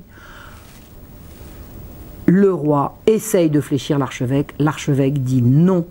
Non, Majesté, je ne veux pas revenir sur ce que je viens de vous dire. Je refuse de plier. Le roi l'envoie en exil encore plus loin. Donc, l'archevêque de Paris n'est plus sur le diocèse de Paris. Et on l'a envoyé à Lagny. Et pendant ce temps-là, l'archevêque de Paris, il était censé siéger à l'hôpital général. Et c'est parce qu'il siégeait à l'hôpital général que les juges l'avaient très très mal pris. Parce que, je vous dis, il y avait des tas de malversations à l'hôpital général. Et si l'archevêque venait mettre son nez là-dedans, il risquait d'y avoir des abus de dénoncer. Mais écoutez, ils ont gagné en 3 ans de temps. L'archevêque est même plus sur son diocèse. Et les malversations peuvent reprendre comme devant à l'hôpital général. Et en matière de malversation, si vous lisez La Marche Rouge, vous verrez qu'il y avait en fait un gros trafic d'enfants, qu'il y avait des grosses affaires de pédophilie, et que sans le regard extérieur de l'Église, on pouvait faire ce qu'on voulait, mais avec, c'était pas possible. Je n'ai jamais su si l'archevêque de Paris avait eu vent des affaires de mœurs à l'hôpital général, mais moi je les ai mises à jour. Hein. Et éloigner l'archevêque de Paris de la capitale, c'est ne plus avoir d'autorité et d'œil extérieur pour voir toutes les atrocités qui s'y commettent. Mais ça, c'est dans la marche rouge. Vous n'en avez pas pris des livres? Si. Bon, je vous montrerai ça tout à l'heure. Alors la suite de ça, il n'y a plus d'archevêque à Paris. Le 18 mars 1755, le Parlement abolit purement et simplement la bulle Unigenitus par la procédure de l'appel comme la bulle. Voilà. La bulle Unigenitus qui a été enregistrée une fois, deux fois, trois fois, qui a été dite faite loi de l'Église, loi de l'État, loi du royaume, elle est abolie par les juges. L'Assemblée du clergé, qui a lieu tous les 2 ans, je crois, reprend ses délibérations et dit « Unigenitus est un article dogmatique irréfragable de l'Église. Il y a péché grave à ne pas y obéir. Ceux qui y sont réfractaires publiquement peuvent être privés des sacrements. En cas de doute, les ministres doivent consulter leur évêque. » Les ministres, c'est-à-dire les prêtres, leur évêque. C'est à l'Église de décider. Ceux qui se retourneraient vers la puissance séculière pour en décider pécheraient gravement. Et les juges s'en fichent. Et ils continueront. Et ils vont continuer de tyranniser les ecclésiastiques jusqu'à la Révolution française. En 1763, c'est-à-dire dans la foulée de ces affaires-là, ils vont réussir à obtenir l'interdiction des jésuites sur le territoire national. Les jésuites vont être chassés. On va leur prendre toutes leurs écoles, on va les chasser de leurs institutions. Les jésuites faisaient un remarquable travail d'enseignement du secondaire. Vous aviez le primaire, l'enseignement primaire en France était pris en charge par les curés ou par ce qu'on appelait des recteurs d'école dans les villages ou dans les paroisses. Dans les paroisses à Paris, il y avait 500 écoles à Paris, autant que de paroisses. Et les curés s'occupaient de l'enseignement primaire, qui était gratuit bien évidemment, hein, puisque l'Église percevait la dîme en échange de quoi elle rendait les services et l'éducation, l'instruction en faisait partie. Mais l'enseignement secondaire, c'est-à-dire le cran au-dessus, c'était les jésuites qui le prenaient en charge. Et on a fermé tous les collèges de jésuites, tous. C'est-à-dire qu'on ne les a pas fermés, on a chassé les jésuites, on a chassé les professeurs. Alors on pouvait les remplacer par d'autres enseignants qui n'étaient pas jésuites, mais vous croyez que ça se trouve comme ça? On en a chassé des milliers. Combien de temps on a mis à les remplacer? En fait, ça a été une perte absolument phénoménale pour le niveau d'instruction en France, mais apparemment les jansénistes s'en fichaient. Ils ont continué de poursuivre des prêtres et des évêques avec saisie, condamnation aux galères. Les prêtres étaient en fuite pour pas ramer sur les galères. Ils prenaient la fuite, ils laissaient tout derrière eux. Quelquefois, il y en a qui sont partis s'enfuir à l'étranger pour des sermons ou des prêches. Ça a été la terreur jusqu'à la Révolution. Le roi a été bafoué jusqu'au bout, le pape n'était pas entendu et le Parlement se mettait en grève dès que le roi exigeait d'être obéi. Il y a eu un point d'arrêt de quelques mois au milieu de toute cette affaire, ça a été l'attentat d'Amiens. Au milieu de toute cette affaire, après une 8e grève, parce que quand le roi obligeait le Parlement à obéir, il se mettait en grève. Donc le Parlement ne travaillait plus, les salaires de tous les gens qui travaillaient autour d'eux, parce que le Parlement, c'est pour un juge, ça faisait travailler je ne sais combien de personnes, non seulement leurs domestiques personnels, mais tous les greffiers. Dès que le Parlement était en grève, tous ces gens-là ne gagnaient plus leur vie. La misère fondait sur Paris quand le Parlement ne travaillait pas. Soit qu'ils soient exilés, soit qu'ils soient totalement en grève et qu'ils refusent de travailler sur place. Donc le roi était toujours obligé de revenir sur ses décisions et de plier devant eux. Et l'attentat d'Amiens, qui a quand même semé la consternation. Il y a des gens qui ont dit c'est la faute de toutes ces querelles si le roi était attaqué. Bon, l'attentat d'Amiens c'est autre chose, mais c'est vrai que c'est au milieu de toutes ces affaires. Donc l'attentat d'Amiens a représenté une espèce de pause, et puis après c'est reparti comme un seul homme, derrière. Donc je vous dis, en 1763, le Parlement a réussi à interdire les jésuites et à faire fermer et à récupérer plutôt toutes leurs écoles, mais enfin une école dans laquelle il n'y a pas de maître jusqu'à ce qu'on les remplace, c'est comme si on l'avait fermé. Et ça nous a mené à quoi? En 1790, à ce qu'on a appelé la Constitution civile du clergé. Qu'est-ce que la Révolution française a fait de l'Église? La Révolution française a imposé aux prêtres ce qu'on a appelé la Constitution civile du clergé, c'est-à-dire ça. Les prêtres obéiront à l'autorité laïque. C'est ça qu'ils ont voulu, c'est ça qu'ils ont obtenu.